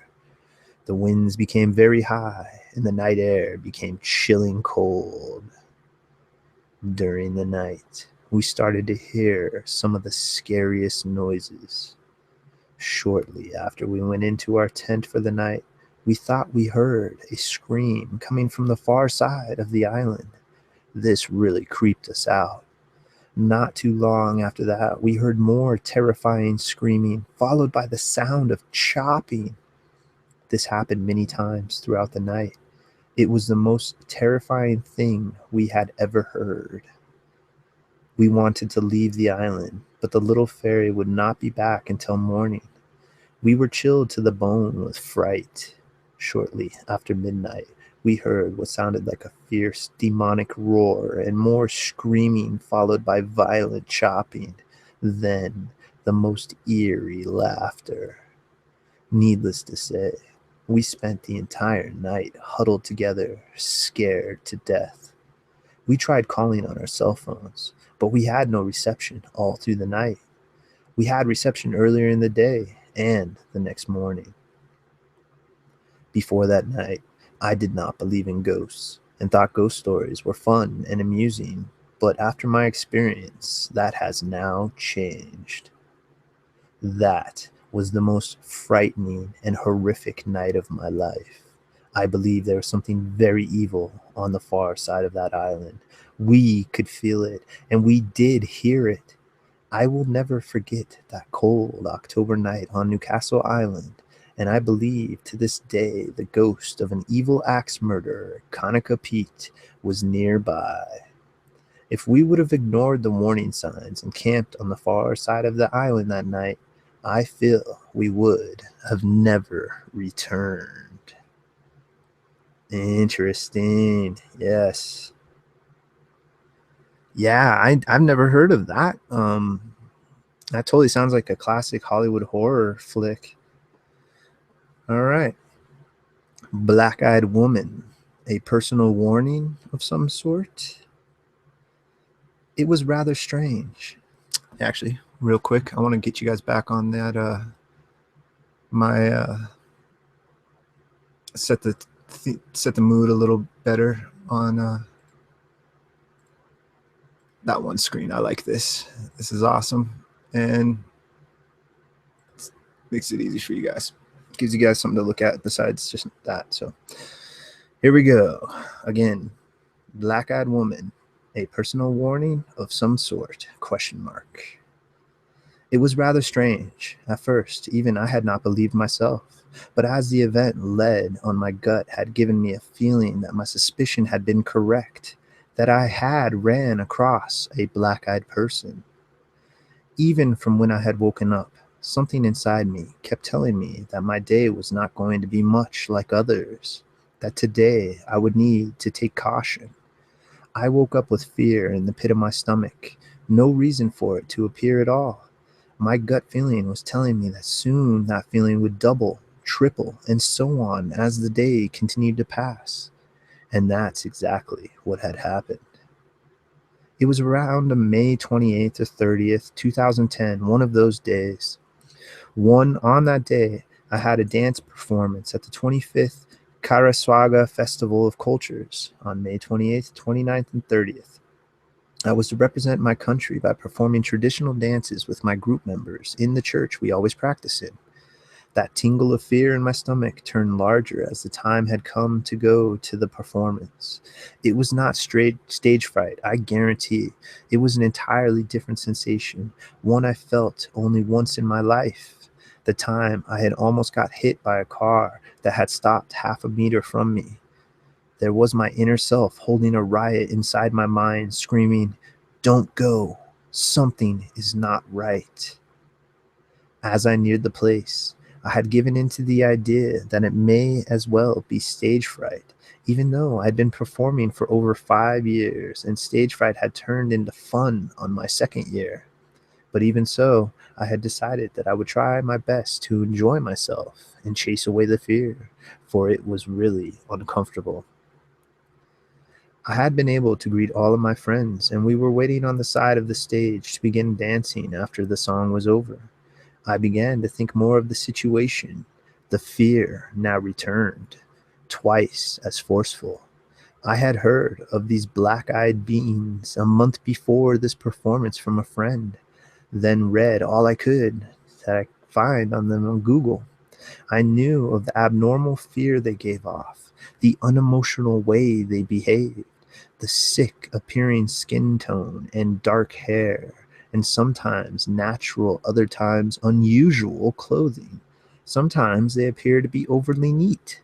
Some even say they take their steps, the way they take their steps while walking seems to even be different. And the most obvious part, their pure black eyes, sometimes with a very small amount of white at the opposite ends of the eye. At that moment, while waiting, I had gone over the list of things mentioned above inside my head, and I partially sank inside myself. The first thing I thought of was, what if this is fear, or feeling is to let me know if one of these things are near? I don't want to automatically assume it was one, but there's still a chance. I quickly began to scan the crowd, for it was not very large. I had seen no trace of one then, calmly getting on stage and enjoying the dance, or shall I say, half the dance. Even though I had seen none in the crowd, I had still kept searching, sliding glances at people to scan them for anything suspicious. Nothing. I had been feeling better then, but the fear had just been boosted. I was then looking in the corners of the crowd when I saw her enter. I forgot I was even dancing, even though my body was still moving, but my eyes were glued to her. She had long black hair, combed back and placed into the neatest high ponytail I have ever seen. Her straight hair flat against her back like a wall. She had a peach yellow skin tone, like someone who is on the verge of getting ill, but not turning that sick like green yet. She had extremely neat clothes. On the bottom was a black pair of pants who were tight at the top and widened near the bottom, while she wore a blue, black, and white flower blouse at the top.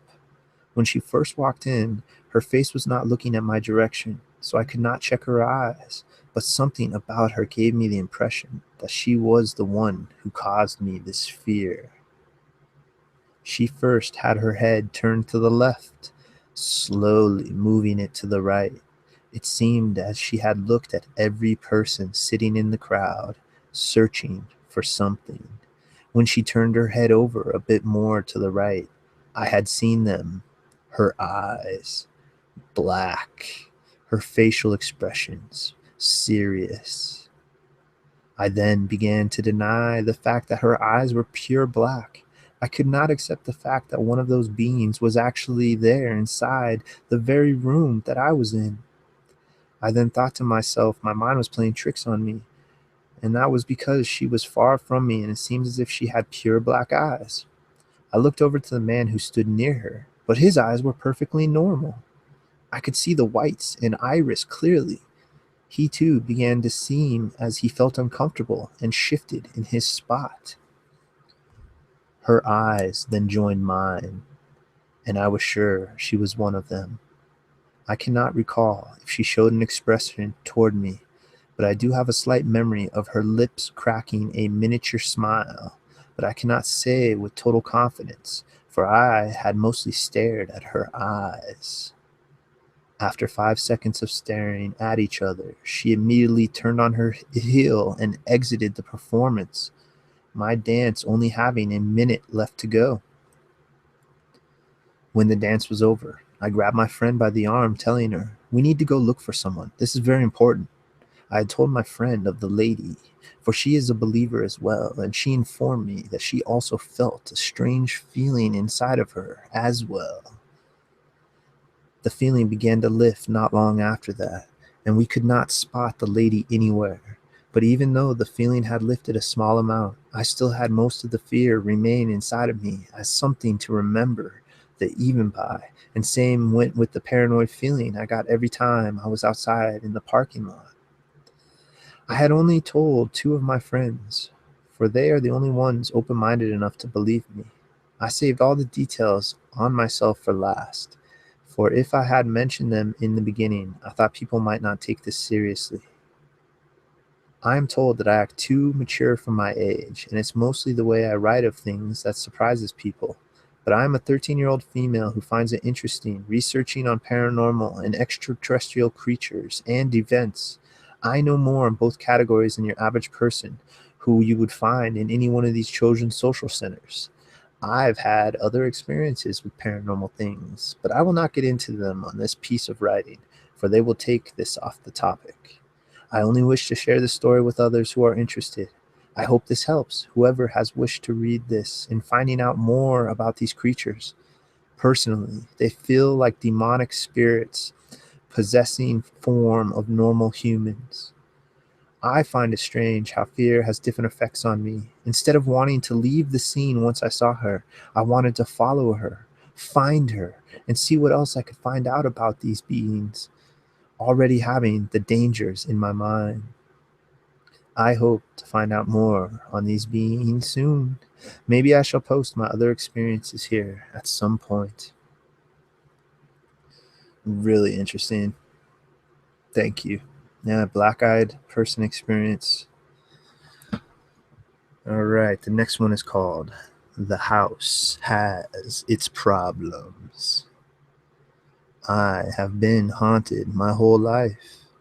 I've moved often, and most of the houses had some sort of malevolent phenomenon happening. I've had ghosts that like to laugh in the middle of the night, play with knives and silverware, walk up and down halls, sing, grow black mold within hours, watch you in your sleep, give you nightmares, play with the edge of your vision, etc. Yet, for those of you faint of heart, don't worry. I'm not here to tell you that you will die because of your haunt. I'm here to tell you that they feed off of your fear and that the only way they can hurt you is if you allow them to. So, I have to tell my favorite story. It was of a house I no longer live in, but it is one of the most memorable. At the time, I wasn't too happy. I was depressed, and it only made it worse that the only thing I could look forward to was to write letters to my friends. It wasn't much fun at the time. The only sense of thrill that I had was when went into my parents' room alone. They asked me to get something for them or to do something, and I always dread it. I hated the feeling that room gave me. It radiated evil so badly that you could feel it from the stairs. Every time I'd go in, I'd feel eyes on me. They filled me with the worst feeling of anything I had ever felt before.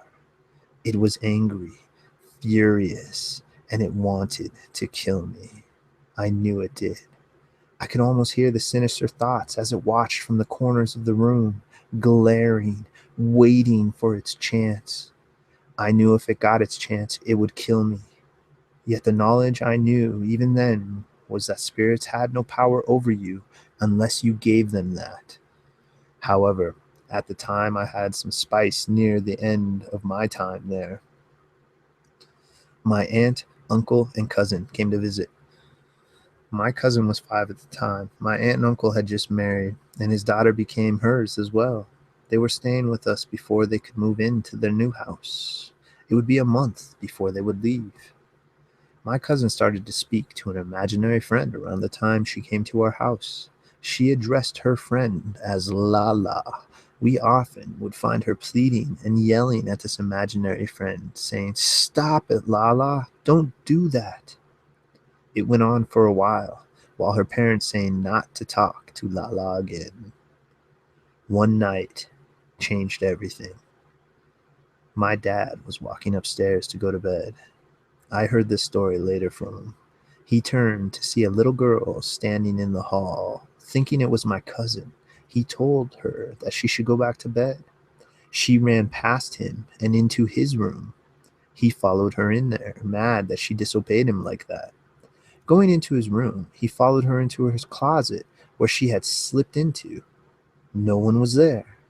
Thinking she had slipped out when he wasn't looking, he went on to check her room to check. She was fast asleep, had been there the entire time. Later that night, my mom and dad were in bed when something grabbed my mom's foot. She tells my dad to get out of their house. He banishes it. It stays outside the bedroom door, so he banished it out of the house. That's where it stood for the ensuing days before it disappeared.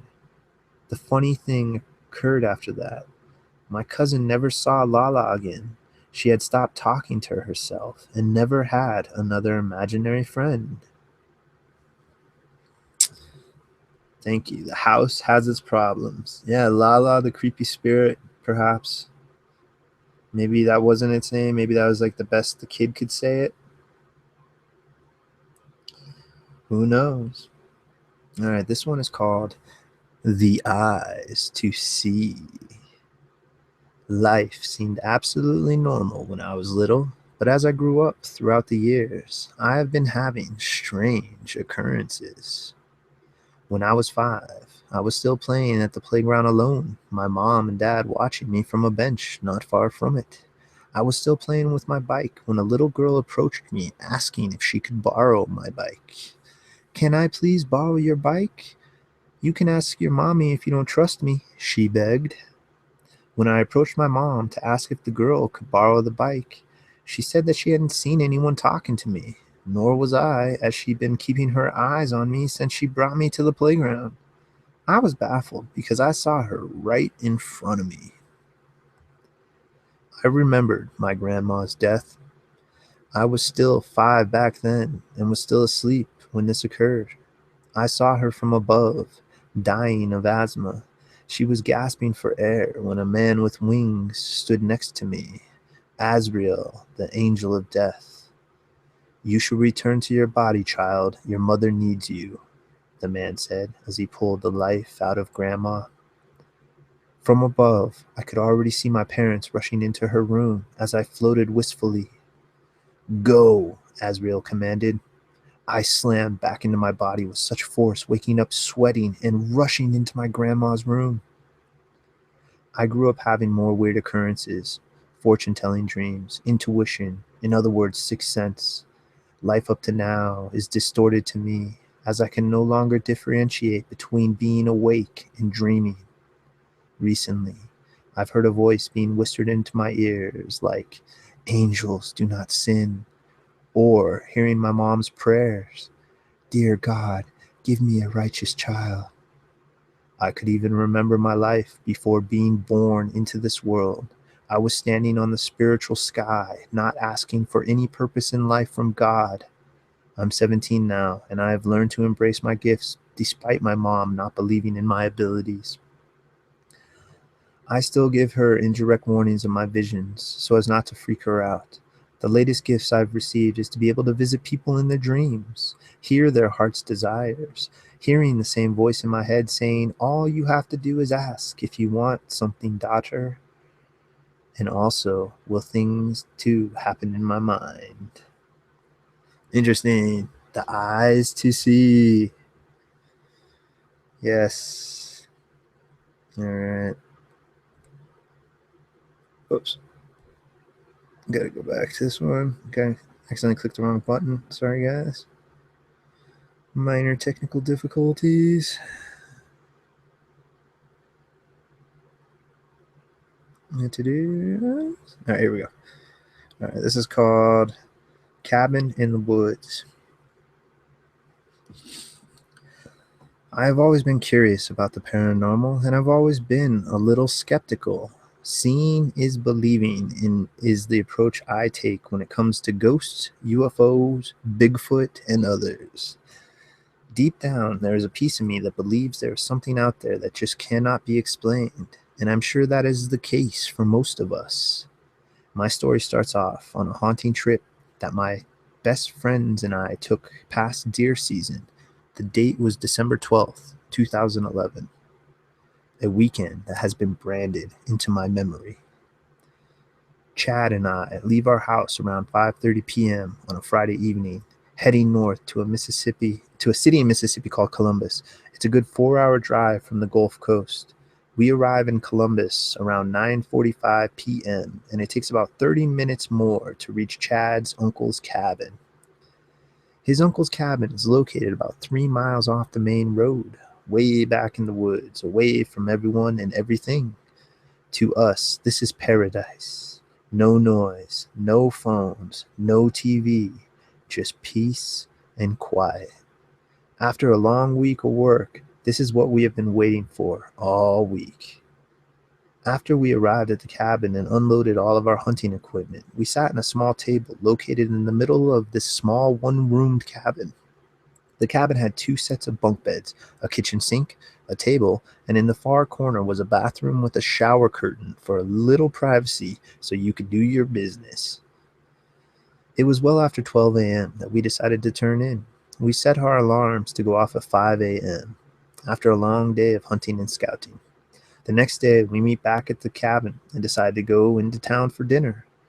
We returned back to the cabin around 8 p.m. that night and sat at the table talking about the day's hunt and making plans for the next day. As I mentioned before, there are 2 sets of bunk beds in the cabin. Off in the corner is an old army cot that has his uncle had purchased off from the army surplus store located in Columbus. The cot was very old looking and looked like it had seen its share of battles that had been fought. I asked Chad about the old cot and if it was still usable. He told me that it was and asked why did I plan on sleeping on it. I told him that it looked real comfortable and I wanted to give it a try. Now setting up the cot took longer than I had thought it would and was beginning to wonder if it was worth all the trouble. After getting it set up, I was ready to crash after a very long day of hunting. I laid down and it's only a few minutes and I'm out cold.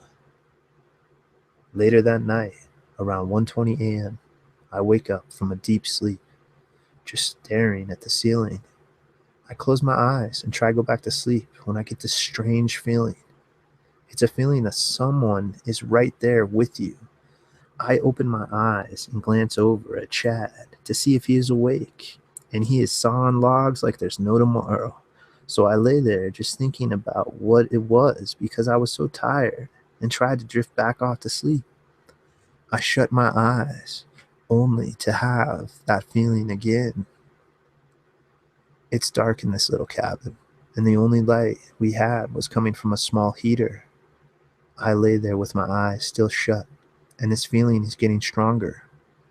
Now I'm at the point where I'm not afraid but concerned something feels out of place.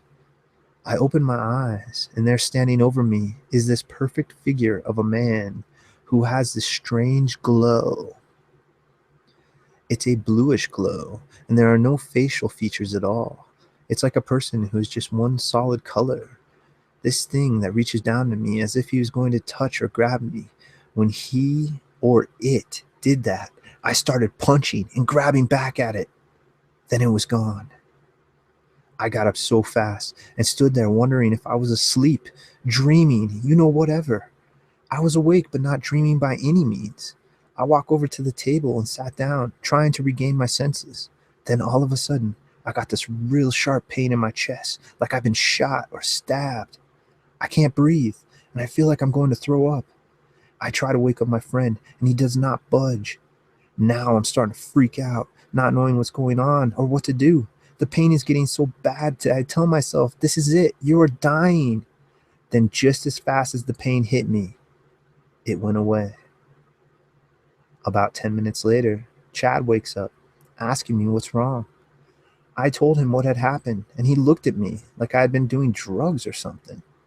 To be honest, at that moment, I wish that I had. We talked about it later on and have a few laughs, thinking that maybe it was because of the long trip up there and lack of sleep. I was satisfied with that explanation until it happens again back home. Another story for another time. If you have any ideas on as to what happened, please, I would love to hear them. Cabin in the woods. Sounds like the classic shadow creature person deal that is real common with people and the experiences that fear. It's really interesting. I'm yet to experience that the sleep paralysis.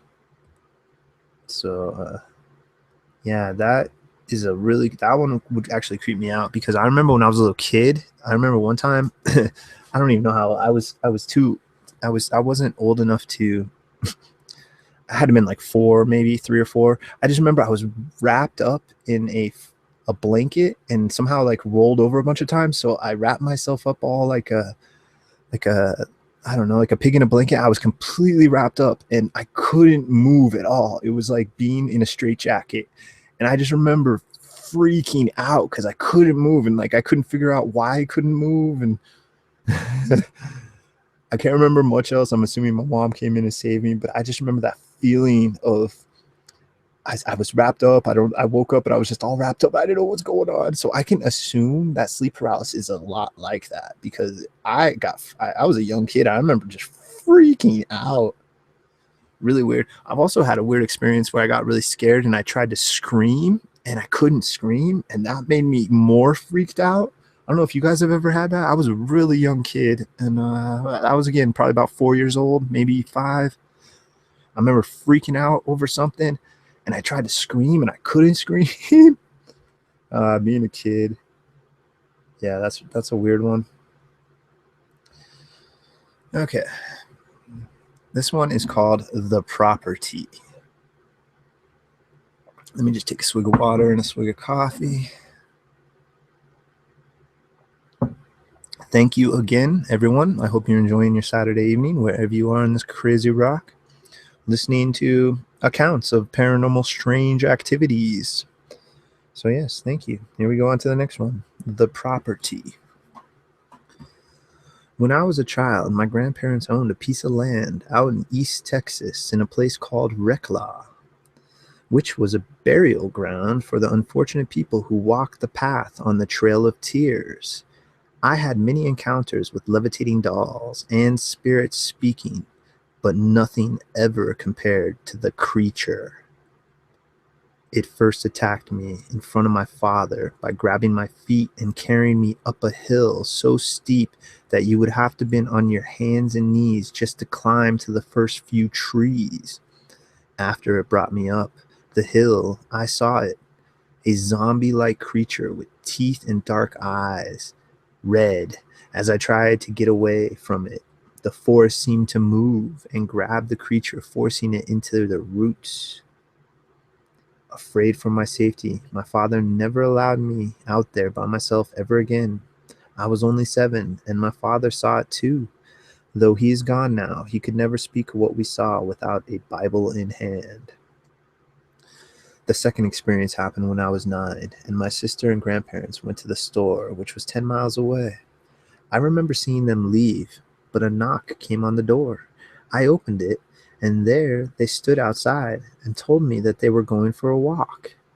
Excited, I immediately went without thinking, and after we hit the first clearing is when I realized my sister wasn't there. I kept trying to talk them into going back, but they kept trying to get me into the dark parts of the forest. Then I saw a cougar, an unusual animal for the area, and then my grandparents were gone. I followed the cougar at a distance and realized that it was leading me back to the house. After I arrived back at the house, my grandparents and sisters were calling for me. I told them about the cougar, and my grandfather looked for hours but never found any tracks of any animal, not even wolves, which were common in the area. Finally, at 11, I was outside of my house. After the last experience, I was more careful. I was riding my bike where my grandmother could see me if I got hurt, but it wasn't enough. I got too close to the edge of the hill and stopped to get off, but something grabbed the handlebars and drove me down the hill. I hit a tree and felt like something that was on top of me. I was fading away. Something started calling my name, screaming at me to breathe. I said, "I can't, I hurt too much." To which it responded, "I won't let you die." I immediately was able to take a breath, and it hurt so bad, like giving birth hurt less. When I looked up at the tree, which was alive when I hit it, it was dead and rotting now. I never went back to that property, and I never will. Whatever I first encountered tried to kill me, and I don't ever want to test any spirit's powers again. Weird. Yeah, I don't. I'm yet to have like some of these crazier experiences where I'm levitated or I'm grabbed or choked, but I know it's super common. So there's angry spirits, and just so happens the next one is titled "Angry Spirits." I really don't know what I did to anger any ghosts. A similar looking relative or something? I didn't have any paranormal experiences for 6 years after my first one, so as a 10-year-old girl, I did not handle it well. I was playing a game with my new neighbors when my family told me they were going out, so I waved my friend goodbye and went inside. I turned on the alarm and began to watch TV. As I began to fall asleep, I heard a loud thump. I mean, like really loud. The speaker by the TV had fallen. Naturally, I began freaking out. That speaker, falling randomly, went against Newton's first law. Every object in a state of uniform motion tends to remain in that state of motion unless an extreme force is applied to it. My dog began to bark, so I went to see if my family was back. He was in the bathroom barking at the mirror. By that time, I was shaking. I am not a fan of Bloody Mary. And it just cracked. The glass shattered, so I stumbled back to avoid losing an eye. I heard angry screaming coming from outside. A woman in my backyard calling me a liar. She looked horrible. Her dress was torn and her eyes, God have mercy, weren't there. I remember screaming and running off to find a phone. I was calling the police for sure. After that, the house went silent. My family later returned, and I got the belt for breaking a mirror. I did not get to sleep that night. Around sunrise, my beautiful snow globe cracked, and my bedroom door locked itself. That disgusting lady from before came crawling from under my bed. Her legs bent abnormally as she looked up at me. As I began to cry, she grabbed me. It was brief, as if she was too weak to hold me. Her hands were wrapped around my neck, and I was frozen. Then she kind of vanished, leaving me crying with a new scar. Her hands were ice cold, yet here I was with a strange shape branded on my neck. No one believes it happened. A glass breaking ghost with a death grip? I haven't experienced anything like this else. Though I have heard some strange noises and see occasional shadows, though no one else is here. I have had dreams though, with her watching me with no eyes. Yeah, screw that. That's creepy. Like, let alone like a creepy old lady ghost, but then to not have freaking eyes, that's super creepy. Yeah, that was awesome. Thank you. I like that one. Next one. The tapping on the wall.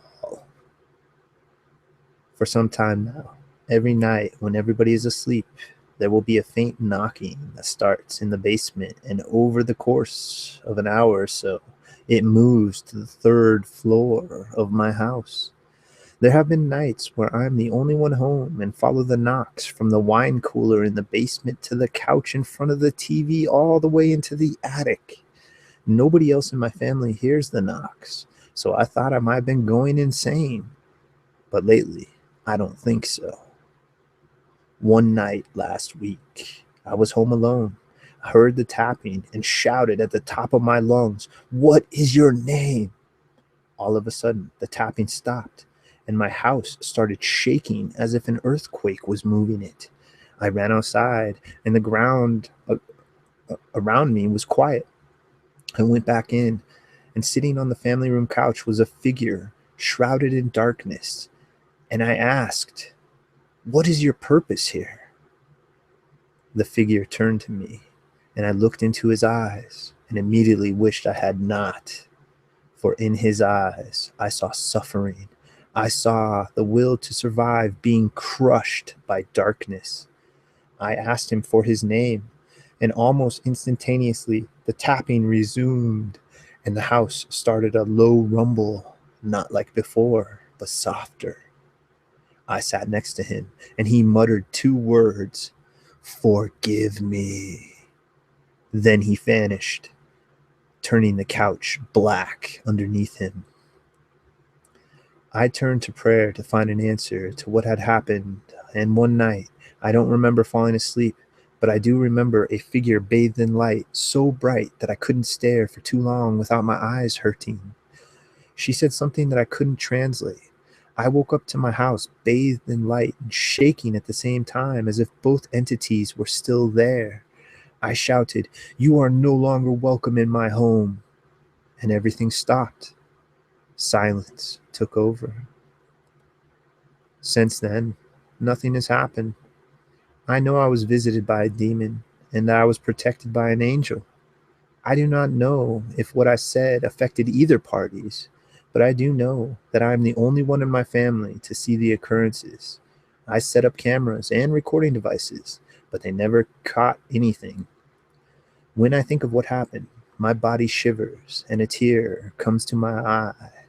I know I just learned the name of a demon, invite it to my home, and learn why it was here so I can help him. Interesting. Tapping on the walls. Next one, simply called the Shadow People. Back when I was only about 10 or 11 years old, some strange things started happening around my house. They weren't common occurrences, but the few times they did happen, they were too real and too terrifying to be ignored.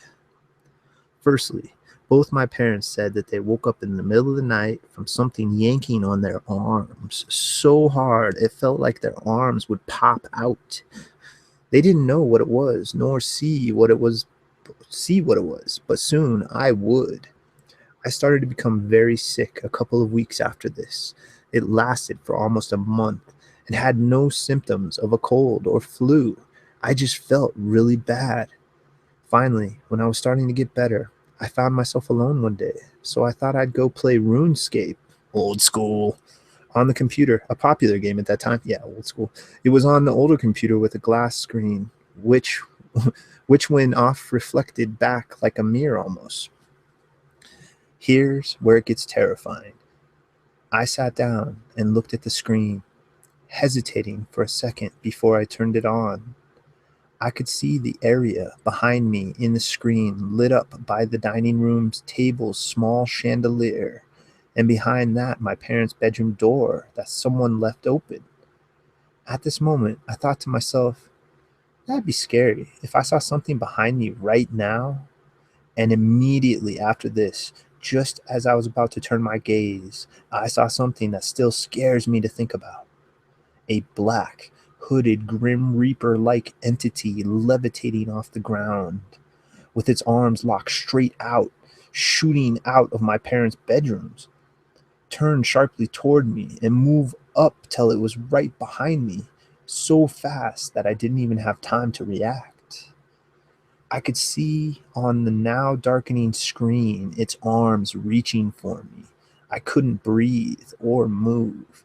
With all my might, I tried to lean, which led to me falling out of my chair.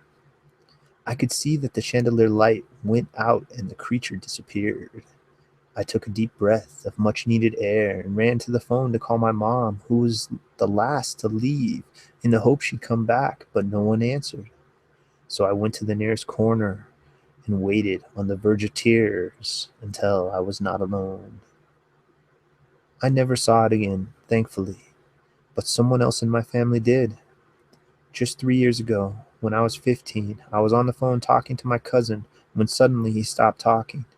I heard the phone drop, then him crying. I shouted his name, thinking he could have had his house broken into or something.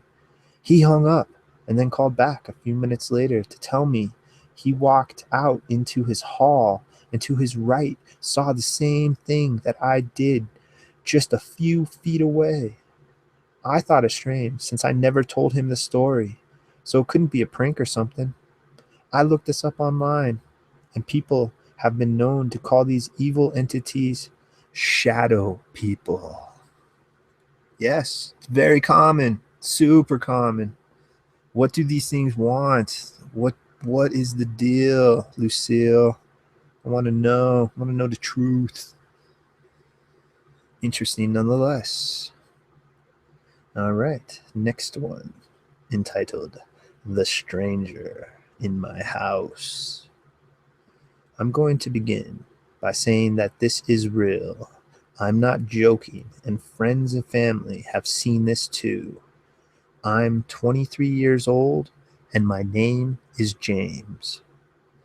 My story starts about a month ago on my porch at about 10 at night.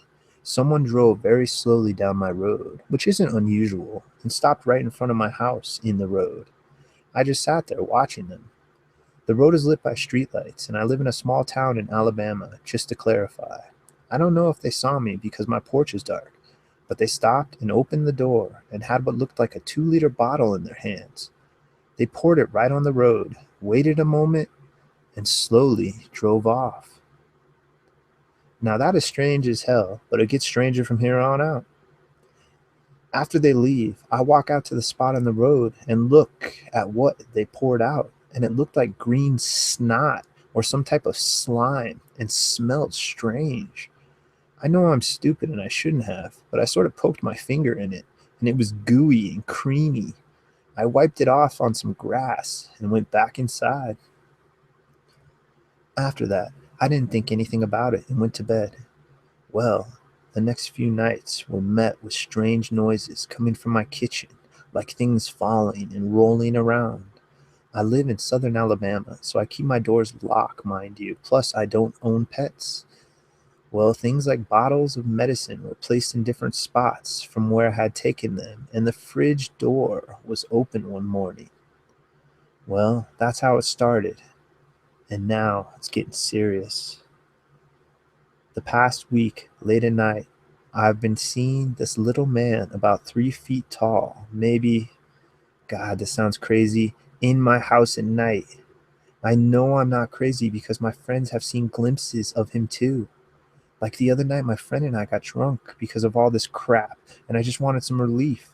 And we were watching a zombie movie called The Last of the Living. My friend looked at me and said, "Seriously?" I said, "What, man?" And he points to the hallway where this thing is just standing there, naked, looking at us. I'm drunk as hell, and really at this point, with my buddy there, I don't really care anymore. I go, "Yeah, that's a guy that messes with my stuff at night." And I looked at him and said, "Hey, little buddy, can you speak?" And boom, like a dog after a car, he turns around and runs down the hall into my spare bedroom, and I heard the closet door slam.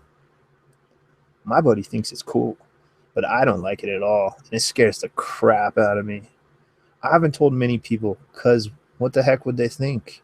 But if anyone believes me and can tell me what it is, I would be forever grateful. Goes on to say that he's done some searching and that the only thing that he can find is aliens for his answer. There's a ton of weird creatures, legendary creatures. out there that most of us haven't heard of. So could be all sorts of weird stuff. I thought of that old, what was it, that old troll movie? That's like the image I was picturing in my head of that. All right, this one is called No Face. Hi, my name's Phil. I have told a couple of my experiences on here before, and here's another. However, this is a recent one.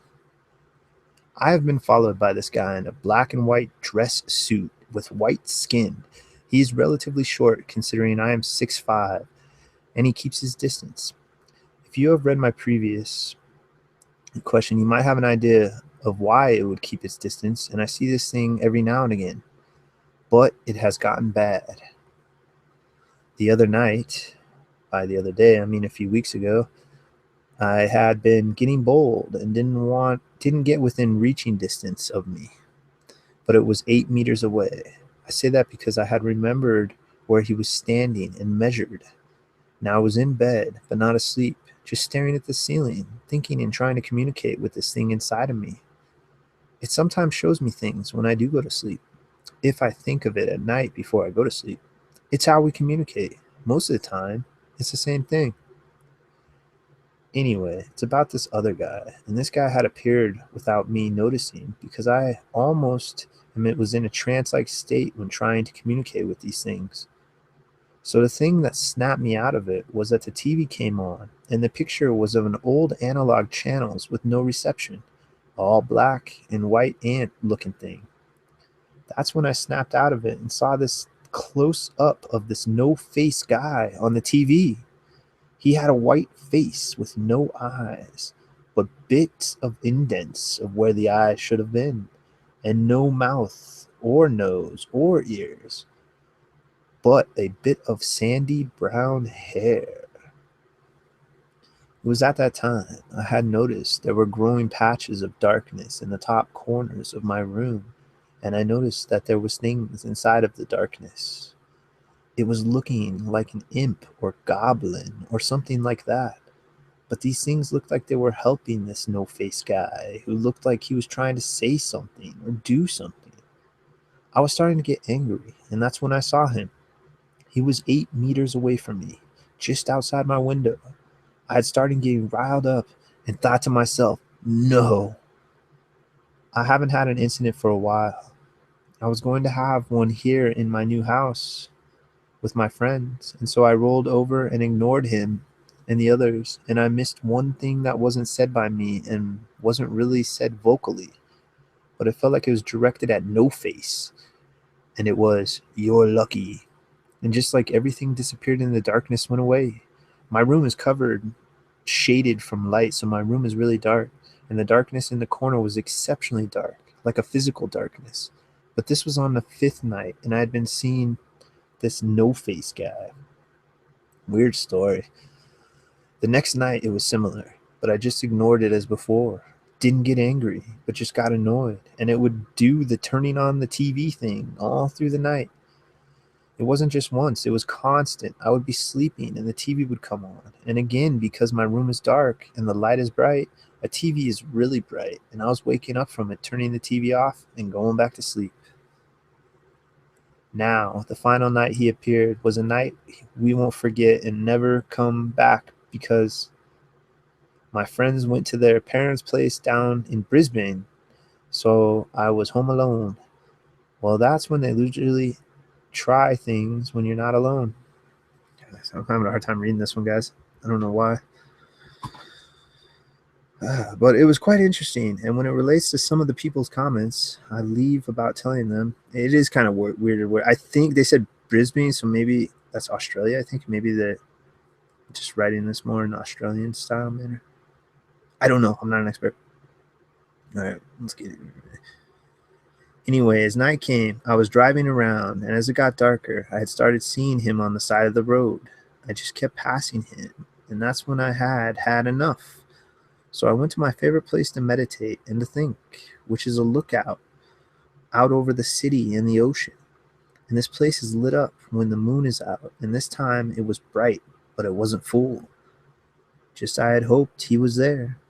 and he had been following me, but the moonlight was shining off of him and his skin was glowing. I got the feeling like I didn't want him to go away, like I wanted him around. It was strange. It was the first time I felt that way about these different things. I was entranced by its faceless, shining white skin. I wasn't angry with it for constantly turning the TV on at night.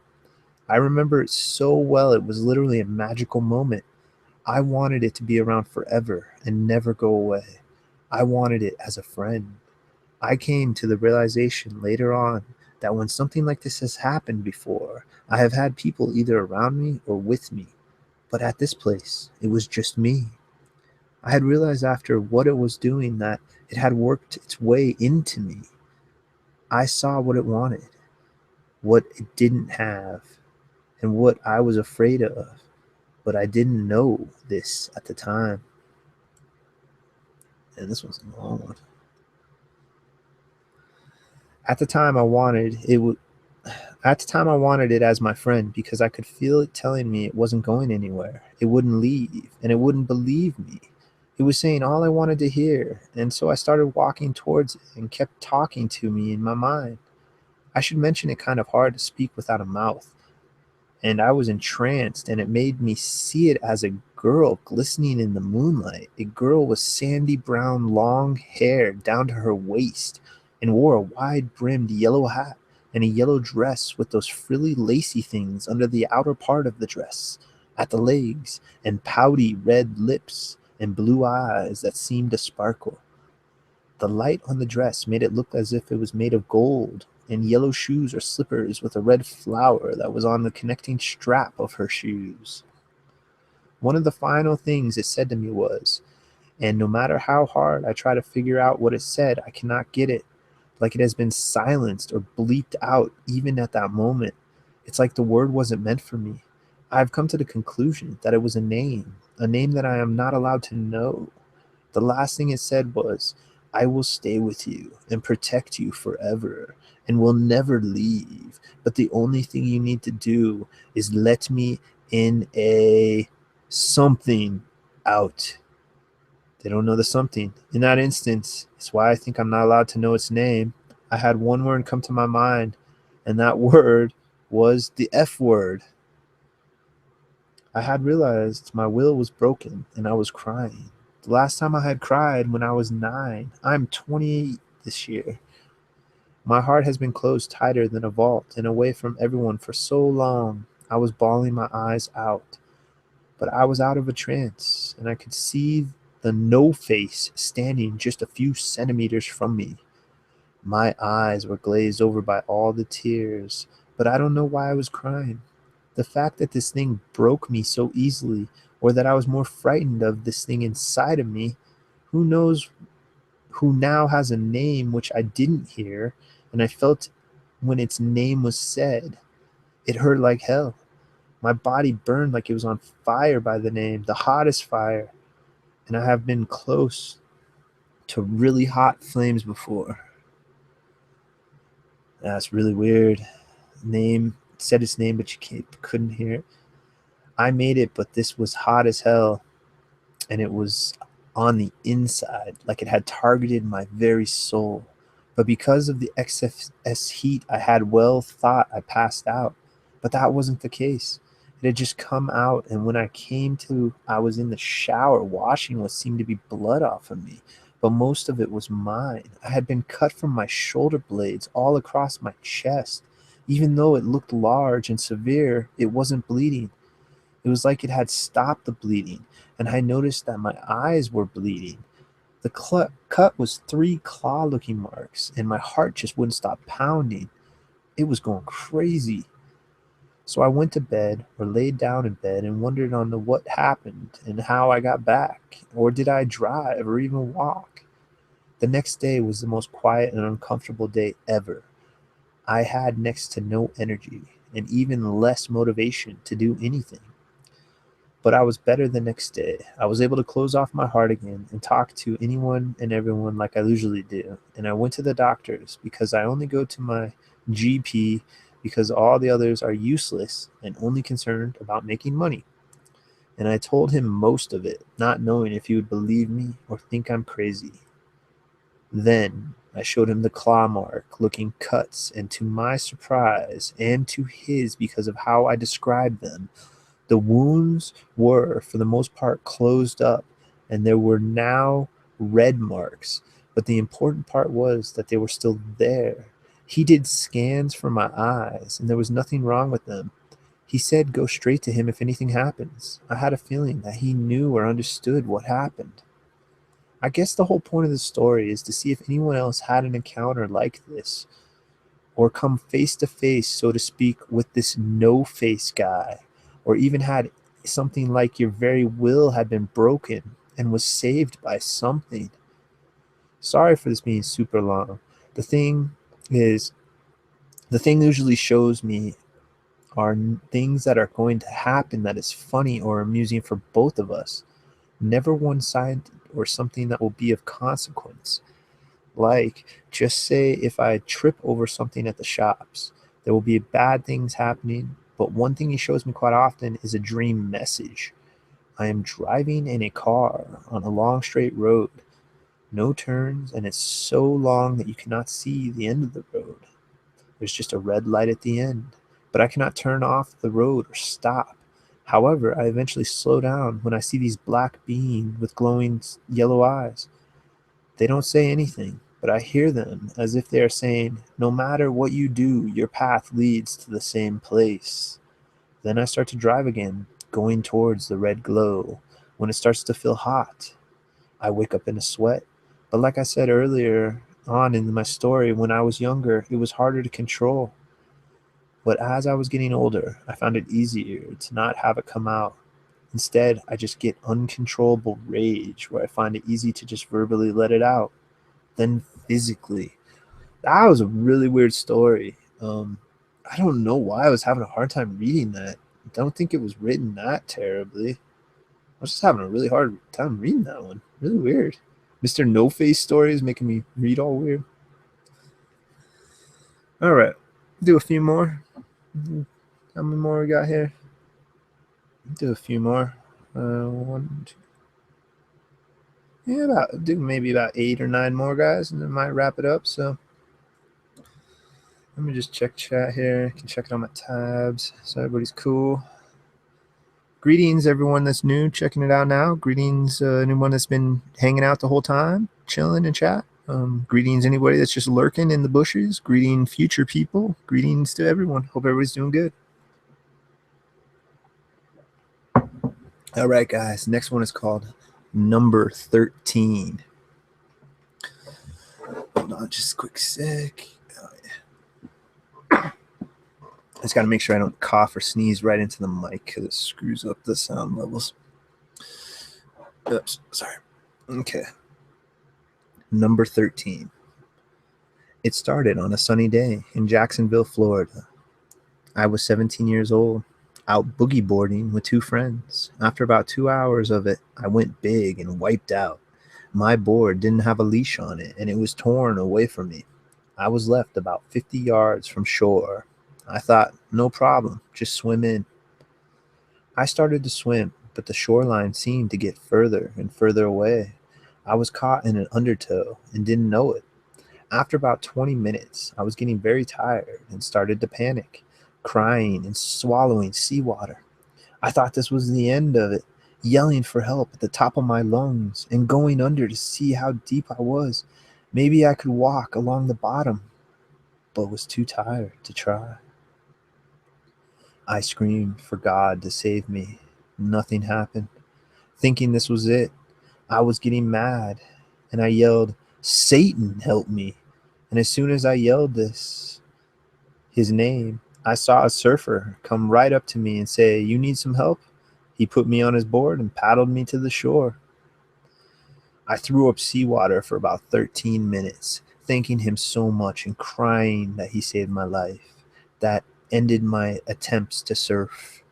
About 3 years later, living at 1039 Cove Landing Drive is where I think I lost my soul. And 1039 Cove Landing Drove, when you add 1039 up, equals 13. My mom and I thought back then was crazy. She had OCD or something real bad. If you came in the house, you had to take a shower. And if you left for any reason or any length of time, you had to take another shower. Well, one day I was fed up with that crap and took out a piece of paper and poked my finger and wrote in blood to the devil, "Hurt her and I want money." I signed it, then burned the paper. The very next day, me and my brother got a call from my mom at work saying she broke her ankle bad at work and was like, "Holy crap." About a year later, she settled with Workman's Comp, gave me and my brother $10,000 apiece. I really didn't think anything of it until weird things started to happen to me. I would get lucky with getting money in jobs, etc. Like when I moved to Pennsylvania the second week I was here, I got a job with GTE starting out at $12 an hour. I got laid off and they sent me to college for free. I became a welder after some dead end jobs. I joined the Navy. The second week of boot camp, I got a blood clot in my leg. The Navy retired me with benefits 20% at the start. I came back to PA and got a job with Ward's ground level. Within 5 years, I was a CMM operator making $80,000 a year. With more blood clots and health problems, I was retired by the VA and Social Security, making $50,000 a year at the age of 34. Lucky. I guess that's all. Yeah, I'm not going to say lucky. After spending 20 years with the same girl, we parted ways, and that's when I started to notice everything weird in my life had to do with the number 13. She left or ended our relationship on March 13th, and I packed her stuff up. The storage shed they gave me was the number 13. I remember telling a girl I liked one night at her house about this reoccurring number 13. That's when she told me she was born on February 13. I started to get spooked. Well, needless to say, it doesn't stop there. I recently had a bad car accident. It happened on the first day of the third month, 13, on 2013, on road 328. 3 plus 2 plus 8 equals 13, which has me really thinking, is this all coincidence or powers at work? Well, after being single for 2.5 years and nothing for me in this small town, I was moving where my mom and brother lived. But then the accident happened and I broke my leg pretty bad. After my second surgery, they assigned me a home care nurse to change the wound vac thing on my leg. And I met the girl of my dreams. And guess what her birthday is? June 13th. I was telling her about the 13s, and something came to me as I was living a lot. 49 of the 17 years. Wait. I was telling her about the 13s, and something came to me. At I was living at lot 49 for 17 years. He was living at lot 49. 4 plus 9 is 13. It happened just now also. I am looking at this black high school notebook. I am writing this in and said it couldn't have 13 on it. Guess again. Pen Tab Industries, Inc., Front Royal, Virginia, 22630. 2 plus 2 plus 6 plus 3 equals 13. Weird. Yeah, numbers in general. I mean, there's a study, numerology. There's an entire discipline based around trying to suss out the energies involved in this weird like eighth dimensional form of thinking. Like, it's really freaking weird. It's like higher dimension thought process through symbolism and that kind of weird stuff. At least that's some of the ideas. All right, here we go. This is called Some of My Own Creepy Experiences. There's a lot of short stories that happened to me, and yes, they all did happen. I'm 16 years old, and these are some creepy things that I can't seem to forget. When I was younger, I was standing outside on my grandma's porch with my cousins, who's only 6 months younger than me. We were about 4 or 5, I think. We were looking up at the sky. Then all of a sudden we hear, "Cindy." A guy says my name. I knew my cousin heard it just like I did. It didn't sound like anyone we knew, and nobody was outside with us. Then, in 7th grade, it was pretty creepy. I think I got possessed or something. I was talking to my friends as she was drawing. She started complaining because she was bleeding on the paper and it was ruining her drawing. I kept on trying to comfort her. Just then, I feel completely blank inside. I couldn't even feel the ground under my feet or anything. All I could do was watch. It felt like I couldn't even read my own thoughts. I then said to her, "You could paint it with your own blood," in my own voice, but in a creepy manner. I stalled for a few seconds. Then I felt completely normal again. I couldn't believe what just came out of my mouth. I covered my mouth and looked at my friend. Thankfully, she didn't hear me, or whatever that was. In around seventh or eighth, ninth grade, I kept on hearing my name get whispered, sometimes at school. I'd look around, but nobody would be looking at me or anything. Then, when I was home alone too, it was so weird. Then, in one of my dreams, my great grandma that died in 2005 had a conversation with me. I still remember the room so vividly. There was a bed with white pillows and a red blanket. It was carpeted with a red rug on the floor, too. There were big windows opening onto a huge city, and I sat on the windowsill as I was talking to her. It was a fantastic place. I felt happy and peaceful while I was there with my great grandma. Well, ever since I had that dream, nobody has called my name since. This has to be one of the scariest things that happened to me. There was no explanation behind it. I was typing on my computer to a friend at my old house. I had a glass dolphin sitting on the desk with me. Out of the corner of my eye, I saw the back end of my dolphin getting lifted up, and then the tail got slammed against my desk. I obviously jumped and looked at my dolphin. The tail was definitely missing, and I even looked around for it. The dolphin's tail got shattered by something unknown, and I even watched it happening. Now I'm going to shorten these ones up a little. This is getting a little long. About 2 weeks after I moved into my house, I think I saw a real ghost. It was a little girl ghost. She looked about 9 or 10. I remember what she looks like in detail. She was wearing a dress that went to her knees, a ribbon socks, and cute little dress shoe things. We stood there for a few seconds, staring at each other. Then she disappeared, and I ran straight into my room. I was only 13, and I was really scared. Then, another time, I was home alone. I heard music and footsteps, then knocking, all while I was home alone. That was really freaky. My last story that I'm sharing is pretty short as well. I was dancing in my room, and it was night. All of a sudden, it felt like I accidentally backed into the wall, so I looked back, but I was still at least a foot away from the wall. The end. Some of my creepy experiences. Yes. Very, very good. Awesome.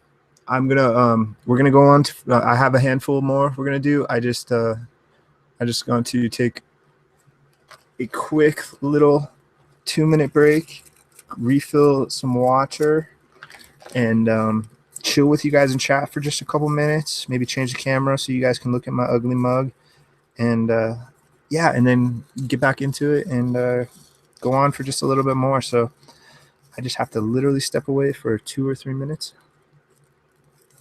or less. I'll be right back. I got some tunes that you guys can listen to while we're doing that.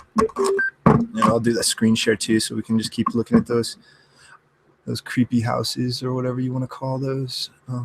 Well, it's not just houses; it's houses, cemeteries, and um,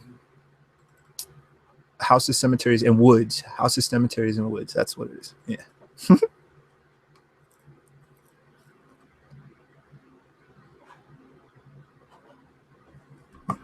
All right, sweet. All right, guys. So this is just a little bit of music just to play while I'm away. It's like kind of just ambiance. So I'll be right back. Just a few minutes.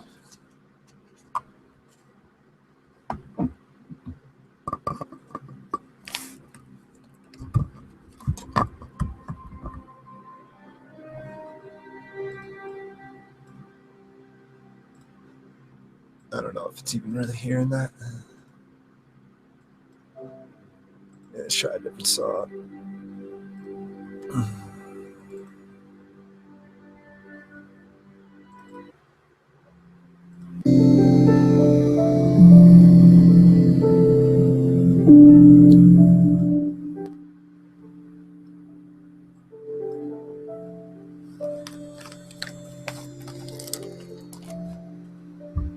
Hopefully there's some music there. Hopefully you guys can hear it. I'll just be right back.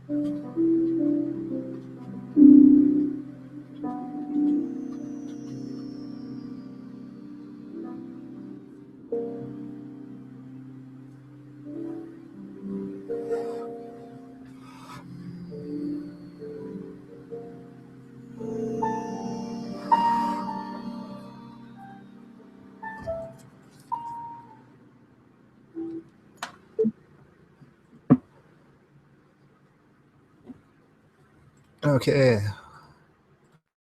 Hello, everybody. Want to say hello real quick? Hello. Just catch up with chat and see how everybody's doing. It looks like everybody's doing well. I'm glad everybody's having, seems like a decent Saturday, early Sunday. Yeah, just some weird experiences, weird encounters. So thank you all for checking this out. I hope you guys are doing good. I'm just going to scroll up chat just a little bit, make sure you guys were pretty aware that I wasn't watching chat, so you probably don't have too many messages directly for me. So I just want to just double check. Yeah, everybody's been good. Cool. Well, I hope you guys had a good weekend so far. Cooler weather setting in and all that stuff.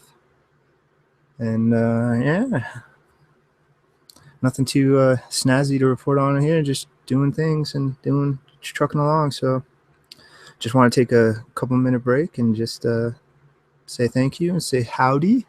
Do a little FaceTime, and yeah, that's about it. We're gonna jump right back into it, guys. So let's do that. And screen share, full screen. Oh yeah.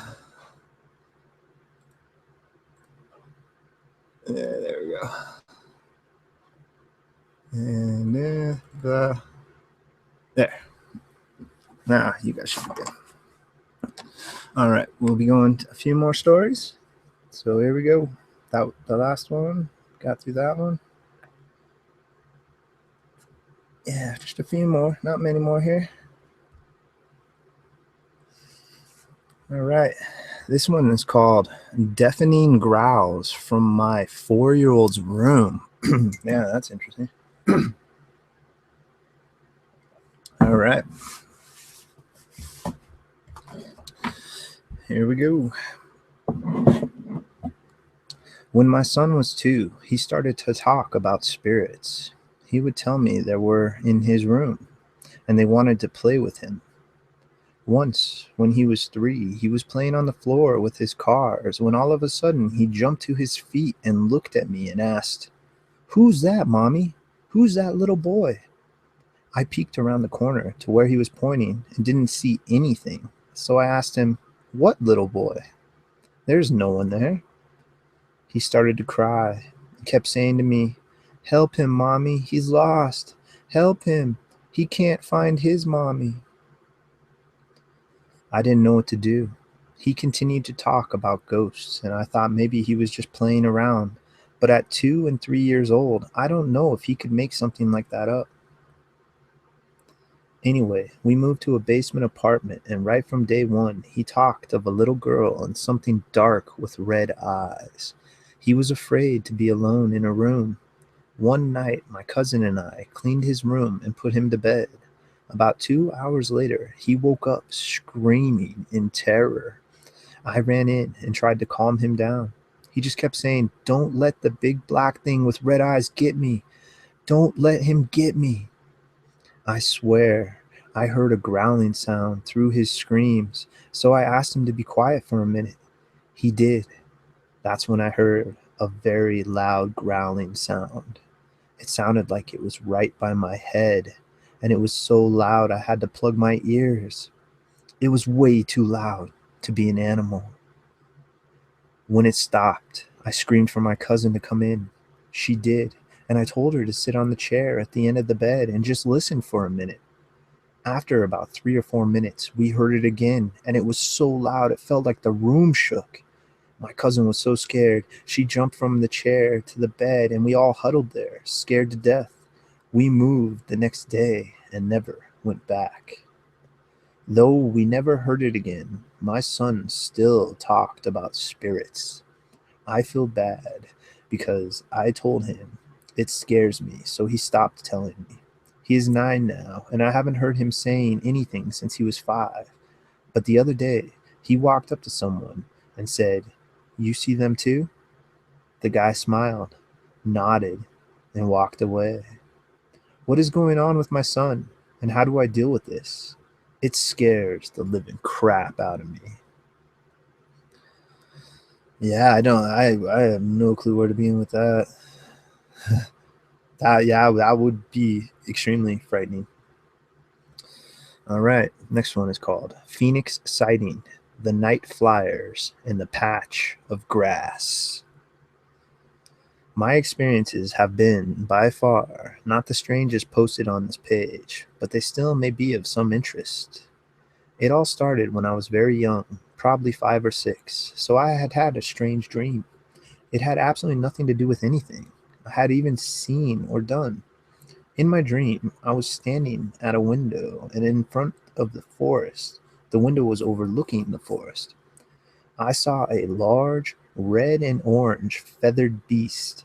It was probably around 8 or 9 feet tall, four-legged, and had bird wings.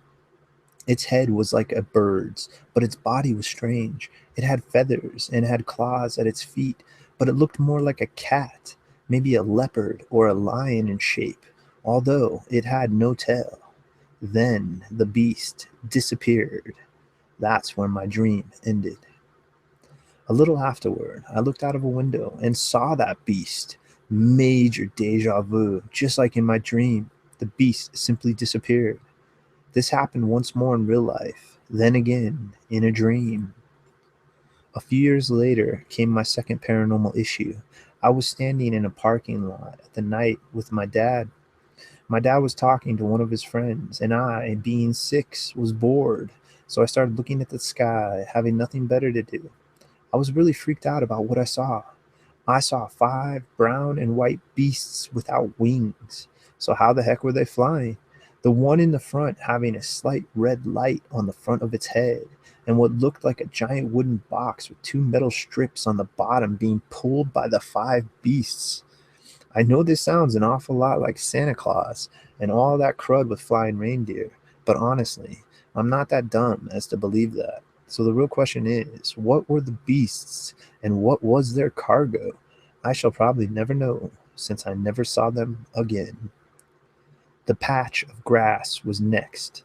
Probably has the best normal explanation according to scientists, but I still think it's very strange. So when I was 10, I had just read that a way to test for pixies was to dig up a chunk of grass and flip it grass side down.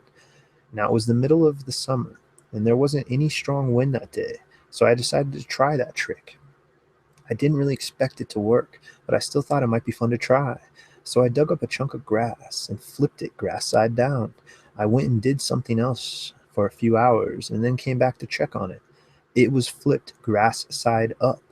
Now you're probably thinking that my parents did it, or the wind did it, or an animal did it, but neither of my parents had gone where I had dug up the grass. As I stated, there was no strong winds that day enough to flip the grass over.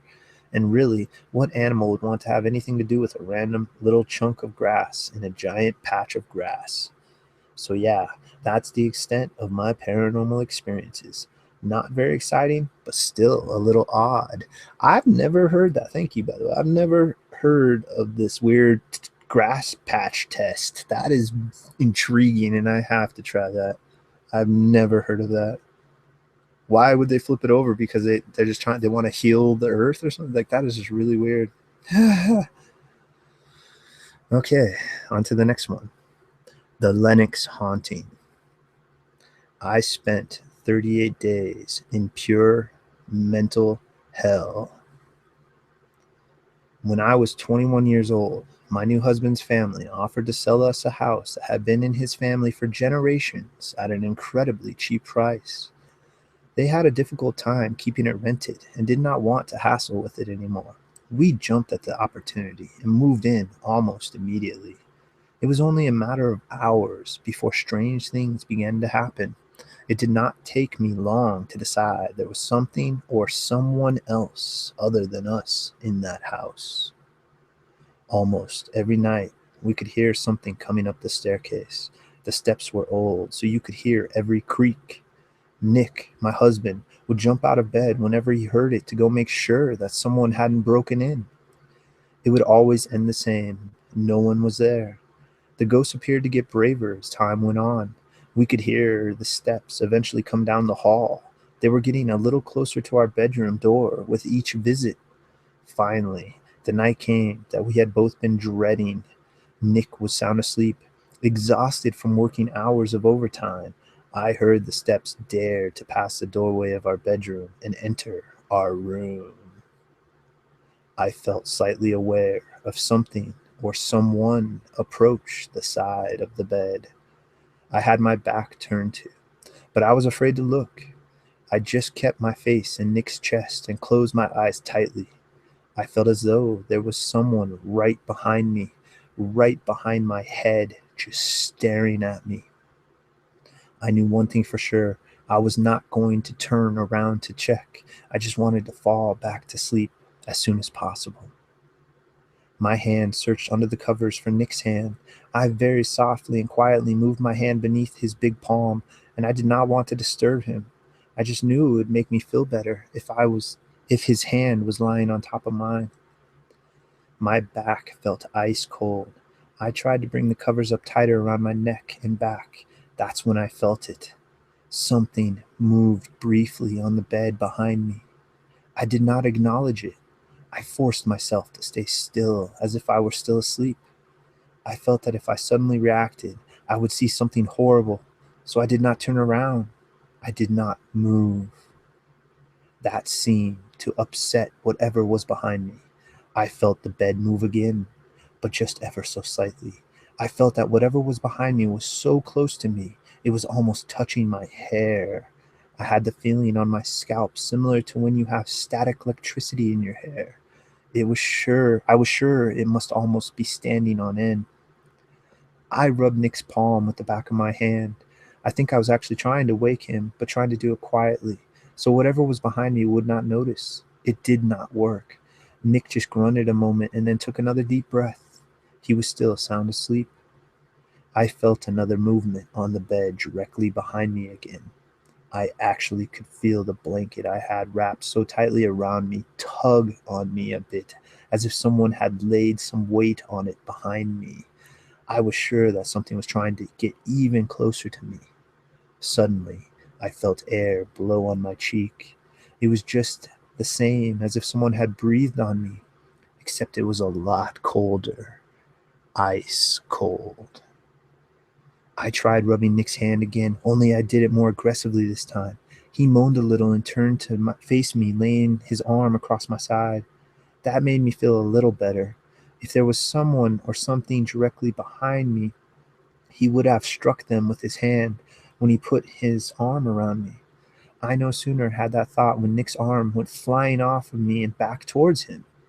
It was as if someone had picked up his arm and flung it off of me. At that same exact moment, I felt a very strong tug on my hair, and I heard a whisper in my ear. Get out of my room. The words struck me like a knife in my stomach. It was a very raspy, mean voice. I woke Nick instantly, but once again, there was no one there. Many things happened in that house. We only lived there for 36 days. 36 days of pure mental hell. That was when I started to believe in ghosts and spiritual hauntings. It forever changed how I view things. I wrote a book about the whole experience. Yeah, the Lennox haunting. Hell yeah, that was a good one. All right, on to the next one. Giant apparition. The following account is a true encounter. My name is Victor. I've had many encounters with the supernatural throughout my life. From childhood sightings to ghosts in London hotel rooms, I would share them all if I had the time. Yet, for the sake of this post, I shall share one that stands out to me as perhaps the most bizarre in terms of what I actually saw with my own eyes. It was the fall of 2007. I was in a small town in mid Michigan, a town called Charlotte, about 20 minutes from the state capital of Lansing, about 2 hour drive from Detroit, and 3.5 hours from Chicago. It was a dark night, a beautifully dark October night. The wind had been at all night, and I'd been in this nocturnal creature that and I, being the nocturnal creature that I am, was laying in the spare bedroom in the house I shared with my grandma. I was laying in bed, enjoying the ambience of the evening while texting my then girlfriend, who lived in Chicago at the time. It was late. How late, I cannot recall. Somewhere between 11 p.m. and 3 a.m. The room in which I was laying and texting I had for some time suffered very bad dreams in. After sending a text, I set my phone down on my chest and closed my eyes for probably about a minute as I waited for the reply. It was as I was laying there with my eyes closed that the hair on my body stood on end. I suddenly had the feeling that something had entered the room. I opened my eyes and looked toward the bedroom door. I was shocked to see that it had been opened about 6 inches, whereas it had been closed moments before. I immediately ignored my sense that something unnatural had entered the room and just brushed it off as perhaps one of our cats had pushed its way in. This idea lasted until my gaze scanned from the doorway to the other side of the room at the foot of my bed. What I saw, I have no explanation for, and I have never seen since. Standing there at the foot of my bed was a giant apparition. Mind you, the room was dark, yet I could still make it out clearly enough. Its head was as tall as the ceiling, which was 8 feet, its body as wide as a refrigerator. It appeared to be wearing some kind of nightgown, which may have been common for men to wear in bygone days. Its head was bald and whitish gray. Its ears were pointed. The closest comparison I can make is that it looked like Nosferatu.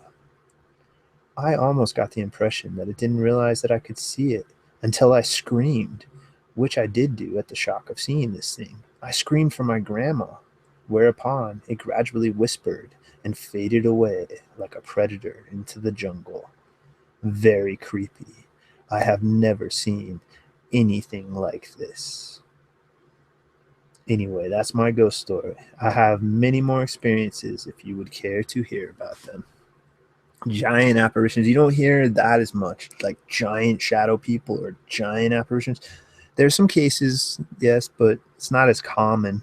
I don't think I could say. I think you could say that's not as common. Yeah, that's a whole can of worms to get into. Giant apparitions with like Nephilim and just giants in general. What is that? Is that the ghosts of the giants that may have existed at one point? The ghosts of giants that some believe built some of these megalithic sites all over the world. I don't know. I don't know the answers, but it's very interesting. Giant apparitions, very weird. All right, this one is called Something Strange. Well, it was one of the terrifying days of my childhood that I remember really well. It was summer vacation, so as usual, all of us used to play all day. The unusual part of the apartment was a tree that looked normal, but it never really had leaves on it. There were two trees of the same kind, one at the front and one behind at the parking lot. They both were really strange. All we were asked was to just stay away from those trees. Behind the parking lot, there was a ground. One day late in the evening, we were gathering tiles from the ground to play. 9 tiles from all of us. Anna, Navjith were fooling around and playing while we were searching in the dark. That guy's name is going to kill me. As we saw Anna and I'm just going to call him Nav. As we saw Anna and Nav trying to catch each other near the tree, Anna crossed the tree from the middle where the bark had a slit. Nav did the same. We shouted at both of them and moved on. After a little while, I saw Anna sitting on the tank with all her little hair on her face that was supposed to. Yeah, this is a weird story. I'm going to skip this one. This is another one that's like written weird that I'm having a hard time. All right. Yeah, we're gonna go to the next one. It's called Cabin, or did I already get this one? I may have got this one. Yep, Cabin in the Woods. I already got it.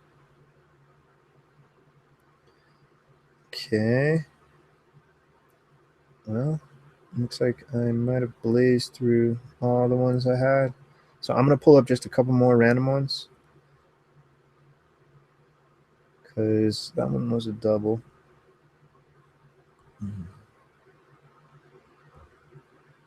All right, guys. So yeah, let's just see here.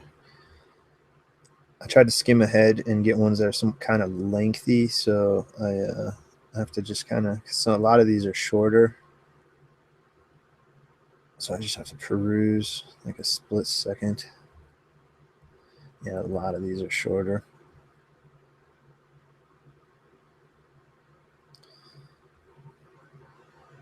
Okay, come on.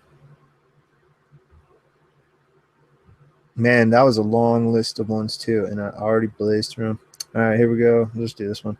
Weird, scary night. I was sleeping one night and I woke up by the door being busted open from someone coming in. I couldn't really see who it was, but I knew someone was coming towards me. I had a lamp on the desk near me, so I switched it on, and when I looked, I saw someone had ran out before I looked. I thought it was my brother playing around with me. I got up to go check on him and tell him to stop fooling around because he's scaring the crap out of me. But he wasn't there, and then I remembered that he was at a friend's house sleeping over. So I was so scared. I ran into my mom's room and she wasn't there. I looked at the time. It was 12:30 a.m. She was at work. I was home alone. I ran into my room and turned on the light and locked my door. I grabbed the phone to call my mom and tell her someone was in the house with me, but she did not answer. I climbed in my bed and stared at the door. My heart was pounding so much. As I was going to get out of my bed, I looked at the door and someone was turning the knob. I saw the shadow of a person under the door. I began to cry so much because I was so scared. I went to go look under the door, away from the door, but there was nobody there, and the knob was still turning. How in the world is the knob turning and no one is there? I called my brother to come home, and I explained everything. He said okay, and that he was on his way. I stood on my bed, terrified, waiting for my brother to get home. Then I heard someone calling my name, but their voice was fading away. I didn't answer back. The person, or whoever it was, began banging on my door, saying my name, repeating it over and over. I screamed, "Leave me alone!" with tears rolling down my face. I had never been so scared in my life. The banging and everything stopped. I heard the footsteps going down the stairs, and then coming back, continuing to call my name. Then I hear my front door open and my brother calling my name and asking if I'm okay. I raced out of my room and ran downstairs, but no one was there. Someone was coming down the stairs behind me. I turned to see a black shadow figurey thing. I couldn't really see the face because it was dark downstairs. I was heading to my front door to run out, and something had grabbed my ponytail, and I felt someone scratch me. I opened the front door and ran out my house and bumped into my brother, who was just about to enter. I was screaming and saying, "Don't go in there! He's in there!" But my brother entered, and the person was gone. It was like everything went back to normal after my brother came home. I went to sleep in his room that night. I woke up in the morning with my mom home. I didn't tell her anything because my brother said not to. I went to the bathroom to find a big scratch on my arm. Every time in the night, I hear the person calling my name, but I avoid it because I'm so terrified. And one time I remember calling my name, and I had followed the voice, but no one was there. I woke up the next day to find that I had lost my voice. After that, the only thing I see every night is a dark shadow over me when I'm laying in bed. Nothing else happens but that now. I hope not this to happen to anybody. I don't know if I'm going crazy or something. Someone please reply and tell me what's going on. Really interesting. That was really weird how I mentioned earlier that I lost my voice in like an old memory of freaking out, and that person just mentioned that right then and there. That was really weird. All right, well, thank you for that. Got a few more here. Just kind of randomly grab one. I hope it's somewhat lengthy. A lot of them are really short. Okay. Yeah, let's try that one.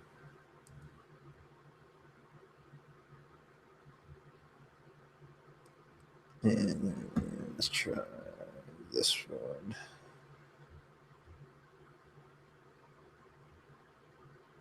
Okay, so this one, let's see, is titled Possessed by the Devil. I am 24 years old, living in Orange County, California. I have been getting possessed since I found God when I was 15, 9 years ago. I've been spiritually battling my faith. I have a lot of possessions experiences, talking in multiple voices, acting inhuman, staring at walls, eating spiders, and other odd things. Probably one of my most memorable experiences was when I was having an exorcism performed by a youth pastor at my church. And as soon as they started praying, I said some words in some language and twisted my neck, which put me in the hospital for several weeks, as well as outpatient psychotherapy. Ever since then, I refuse any exorcism of any kind I do, as I'm told from the voices in my head. I recently hung myself and was seconds from death, knocked unconscious from the fall. My dad saved me when he heard the ladder fall. Demons are real, and they want to destroy your life. You might have a good week or even a good year with them, but with darkness comes lies. And after you get what you want, the demon will get what it wants, which it is to ruin your life. I have now lost my job, my wife, and my sanity. I go in and out of mental hospitals because of this. For years, I wanted to believe it was all in my head. But no matter how hard I try, I still experience supernatural moments. I highly recommend anyone reading this to not believe a word until you experience it for yourself. Using candles, chants, or any kind of instrument does nothing. That is for the physical world only. Demons are spiritual. You need to close your eyes. Maybe listen to satanic music. I recommend Cradle of Filth. Oh, Cradle of Filth. Carmela's Mask. Music has always been a way into the spiritual world, hence going to church to worship. Most worship through music. So, whatever music that will attract darkness is what you want. You want to have an open mind, close your eyes, and just speak out loud in your head to whom you want to. Nothing physically will happen. It takes time. It's like a virus in your body that will eventually get worse. You will know when you have demons living inside you, when you start acting completely opposite from your normal self. So if that's what you want, well, be my guest. But this stuff is real, and I come from an atheist family. True satanic worshippers end up dead before the age of 30 or in prison because demons will always whisper death into your ears. Love does not exist in the realm of hell. God is love, and Satan is the angel of lies and deceit. If you love anything in life, you will lose this when you become at full possessed. Weird. Yeah, I know that there's a lot of people who, yeah, let's see, hopefully this one's kind of lengthy. We'll just go with it. This may be the last one, guys. I may do one more after this, but the Black Wolf with Crimson Eyes. What I am writing is not fictional. If I had wanted to write something fictional, I would have written it in the fictional section. I have been waiting to tell someone other than my family, whom I have already told about this experience, so that I could get some answers. I am going to be 17 years old soon. This happened when I was 9 years old, and I still don't have an answer to explain it. As a child, I was afraid of the dark. I still am. And I always told my mom to leave the doors slightly open, like an inch, before I go to sleep. This particular night was the same as every other night. I said goodnight to my mom, and she left the door how I liked it. So I dozed off, but soon I woke up. It felt like I didn't sleep much. But when I checked my clock, it was midnight. I sat up in my bed and I felt somewhat strange. Out of the corner of my eye, I noticed that my door was wide open, but I remember clearly that my mom left it slightly closed. In the middle of the doorway, I noticed something blacker than black. I stared at it until my eyes focused and I could see the outline of what it was clearly. I looked away for a second, and when I looked back, its eyes were open, staring at me, focused on me, and its eyes were a glowing crimson red. For some reason, I did not feel scared. I felt as though it wasn't there to hurt me. I felt very safe. I continued to stare at it, and it continued to stare at me. This wolf looked solid, and after staring at it for so long, I noticed fur. It never moved closer to me. It only stood at my doorway, staring at me. I realized that it did not want to be touched by light, and that light did not want to be reflected off of it. Somehow, I knew it was not going to hurt me. So after burning this wolf's image into my head of how it looked, I fell asleep. I woke up around 3 a.m. in the morning and looked towards my door. It was closed shut. It was closed all the way, not how I like it. I wonder what it was. A demon? A guardian? Some wandering spirit? Well, this picture I came across one day is exactly what I saw when I was 9 years old. How could I forget it? Ever since, I began to wear gold jewelry. I haven't seen it, but I feel as though it's still watching me from the shadows, waiting. Yeah, and it's just an image of like a typical black wolf head on with like red eyes. You can't really make out much characteristics other than like fur and its snout and its ears, red eyes. Yeah, that's another kind of common experience. But there's some weird stuff with that stuff. Okay, let's do one more. One more. One more. Let's see if this one. Perfect. I don't think I read this one. I may have, but I don't think so. This one's called Appalachia Demon. This is a recount of my one experience of a supernatural experience. It may seem a bit dull compared to other tellings of this type, but what happened to me is all truth. In 1983, I was 11 years old and went to spend a week with my first cousins. It was really hot that summer, and the coolest place in the house was downstairs in the semi finished basement, where we also slept. Everything was just great until one day my aunt went to the grocery shop, and we, the boys, three in all, stayed home and played in the basement. About a couple of hours later, we heard the heavy front door open and my aunt and cousin Jen walking in the upstairs.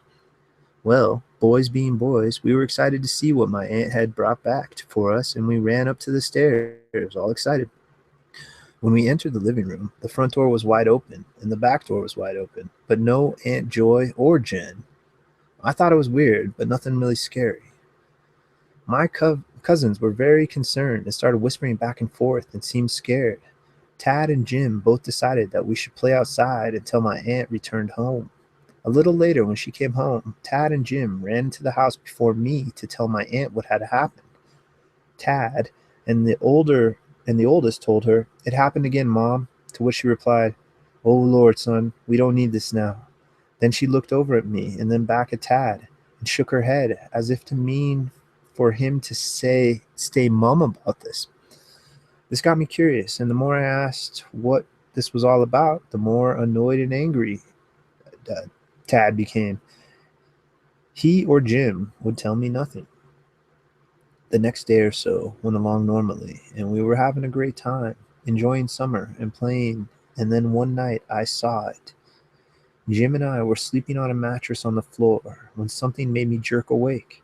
I looked over by the corner of the room and I thought was Jen, just standing and being silent. I asked her what she was doing there and got no answer from her. Being tired, I paid no mind and quickly fell asleep. In the morning, at the breakfast table, I asked Jen why she was downstairs last night, and she gave me a puzzled expression and said that she never got out of her bed. My aunt questioned me and wanted to know if it said anything or touched me. I told her no and asked why. She said, "Well, you must have had a bad dream." And I told her that no, I wasn't dreaming, and that she got a kind of short and said my imagination was playing with me. Now, to me, she was making a big deal out of nothing, but I realized that something was very wrong, and I was getting a little worried. My cousins acted very strange about the whole thing, which worried me even more. The day went on as normal, and that evening my aunt decided that we would sleep on a foam mattress in the living room. Again, I woke up in the middle of the night, and I sensed something was wrong. Bad wrong. I looked up at the head of the mattress and saw what looked like my aunt laying with her head propped up by her arm. I spoke to her, asked if everything was okay, and she said nothing back. I sat up and started asking what was wrong, and still nothing. I noticed that her eyes were blacked out and that it wasn't really my aunt at all. I shook Jim, trying to wake him, but he wouldn't even get up or look. Then I remember I really started crying and shouting for Jim to wake up. Then this demonic thing screamed loudly and got up and ran or flew into the hallway. My aunt and everyone came in screaming and asking what happened, and I told her that it ran right past you. Jim jumped up and ran to my aunt, bawling and crying. My aunt loaded us up and drove me home. I don't remember much after Mom and Dad hugging me and making me feel better. I seemed to just not want to talk about it in the days following and put it in the back of my mind. About a month later, I woke up late at night and my aunt and my cousins were in the kitchen. All were upset. It happened again, only it got worse this time. My aunt was bleeding from her nose and her face was all red and swollen, and my cousins couldn't even speak. They stayed at the rest they stayed the rest of the night and moved in with my grandma and grandpa the next day. Years later, my cousin Jim and I reunited, and after a while I asked about what really happened, and all he would say was, "It was bad. I really don't want to talk about it." So I let it be. My dad and I still talk about it, and he, being a tough war vet, says there are a lot of bad things in this world, and we probably don't want to know what a lot of them are. I think that was good advice. My aunt and cousins never went back, even hired someone to retrieve all of their belongings. The house changed hands 4 times in 2 years, no one living there more than 3 months. It still stands in a state of disrepair, empty since 1985. This really happened. Yeah, that was a good one. I like that one. All right. I think we're probably going to wrap this up here. Not too long. Let me check time. Yeah, I only wanted this to go about 2.5, 3 hours. So it's about perfect. I think we'll just kind of kick back, relax. I have a interesting book that has some local haunts around here. They're not really worded as a story, more of like documentation, but I don't want to give away the exact town I live in, so I don't know how much I'm going to get into this. Actually, now that I'm reading, I'm seeing like a lot of street names and stuff. Yeah, I won't get into that. Maybe some other time. Maybe down the road when I don't want, when I don't know, when everyone knows where I'm from or something. It's bound to happen one day. But for now, I like to keep things a little top secret. So, yes. Out of the stories you guys heard tonight, did you have any that you related to or that you've had very similar experiences with? Because I think that's one of the more neat things when listening to these is when you hear stories you can really relate to, and I mean some stories gotta like hit it right on the head on with other people's encounters and experiences. I mean, I can only imagine if I had some of those experiences. I mean, man, I would be like totally recounting my experiences as I was hearing similar. I've had some really strange things, but not the I don't know, call it extreme, whatever you want to call it, not the more popular experiences, whatever, the more talked about, the more heard about. My experiences are a little more unique, but they're still odd nonetheless. And I've seen some really cool stuff, and yeah, I don't know what all of them are. And one of the coolest things I ever saw in the sky was a giant, huge, looked like the size of a freaking planet almost, meteor. That's what a scientist would call it. I don't know what it was, but it was bright blue, and it literally flew from the south horizon to the north horizon, and it was high enough that it was over the clouds, but low enough that it was like literally just above the clouds that we had. So you could see it flying over the clouds and then through the gaps of the clouds. It was amazing. It was one of the craziest gosh darn things I've ever seen.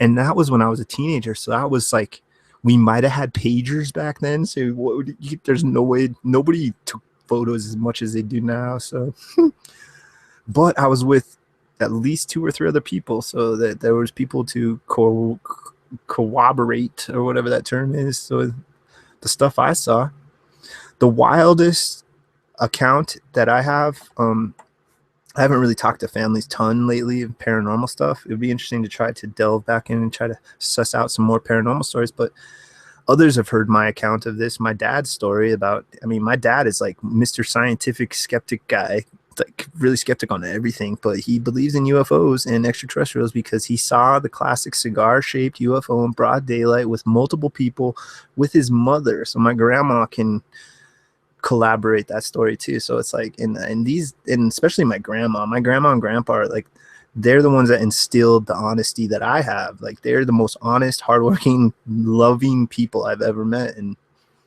so it's like, man, I cannot discount that at all. That, like, just, it has to be true to them. It's so true. So yeah, I've had some interesting stuff.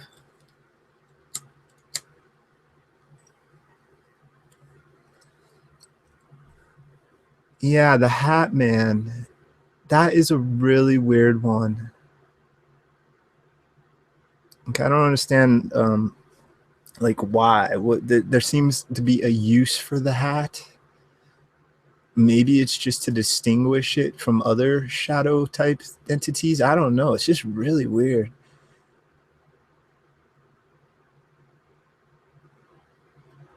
Yeah.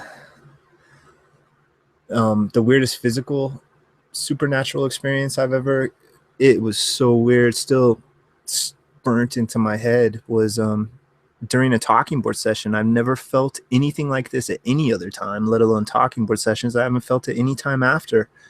It was not too long after I basically just kind of opened myself up to anything, just the universe. And I felt a crazy sensation in my chest.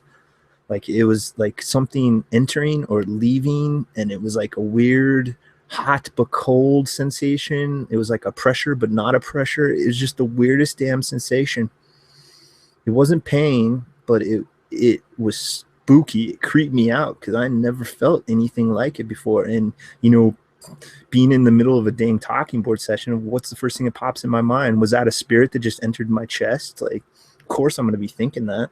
But I've never experienced anything after that, and I didn't feel any anger. And all my talking board sessions are always mellow and really similar, if not exactly, to when I meditate, when I'm just sitting in like the lotus position meditating. It's really so similar, if not exactly similar, except you're not moving when you're meditating. But yeah, that was the most weird physical thing. I'm yet to see an apparition, but I've seen, of course, I've seen like the classic shadow things. But as of lately, those were always corner of the eye stuff. But as of lately, it seems like it's creeping out of the corner of the eye closer to the middle, but not quite in the middle. I saw the weirdest, kind of freaked me out, shadow the other day at the foot of my bed.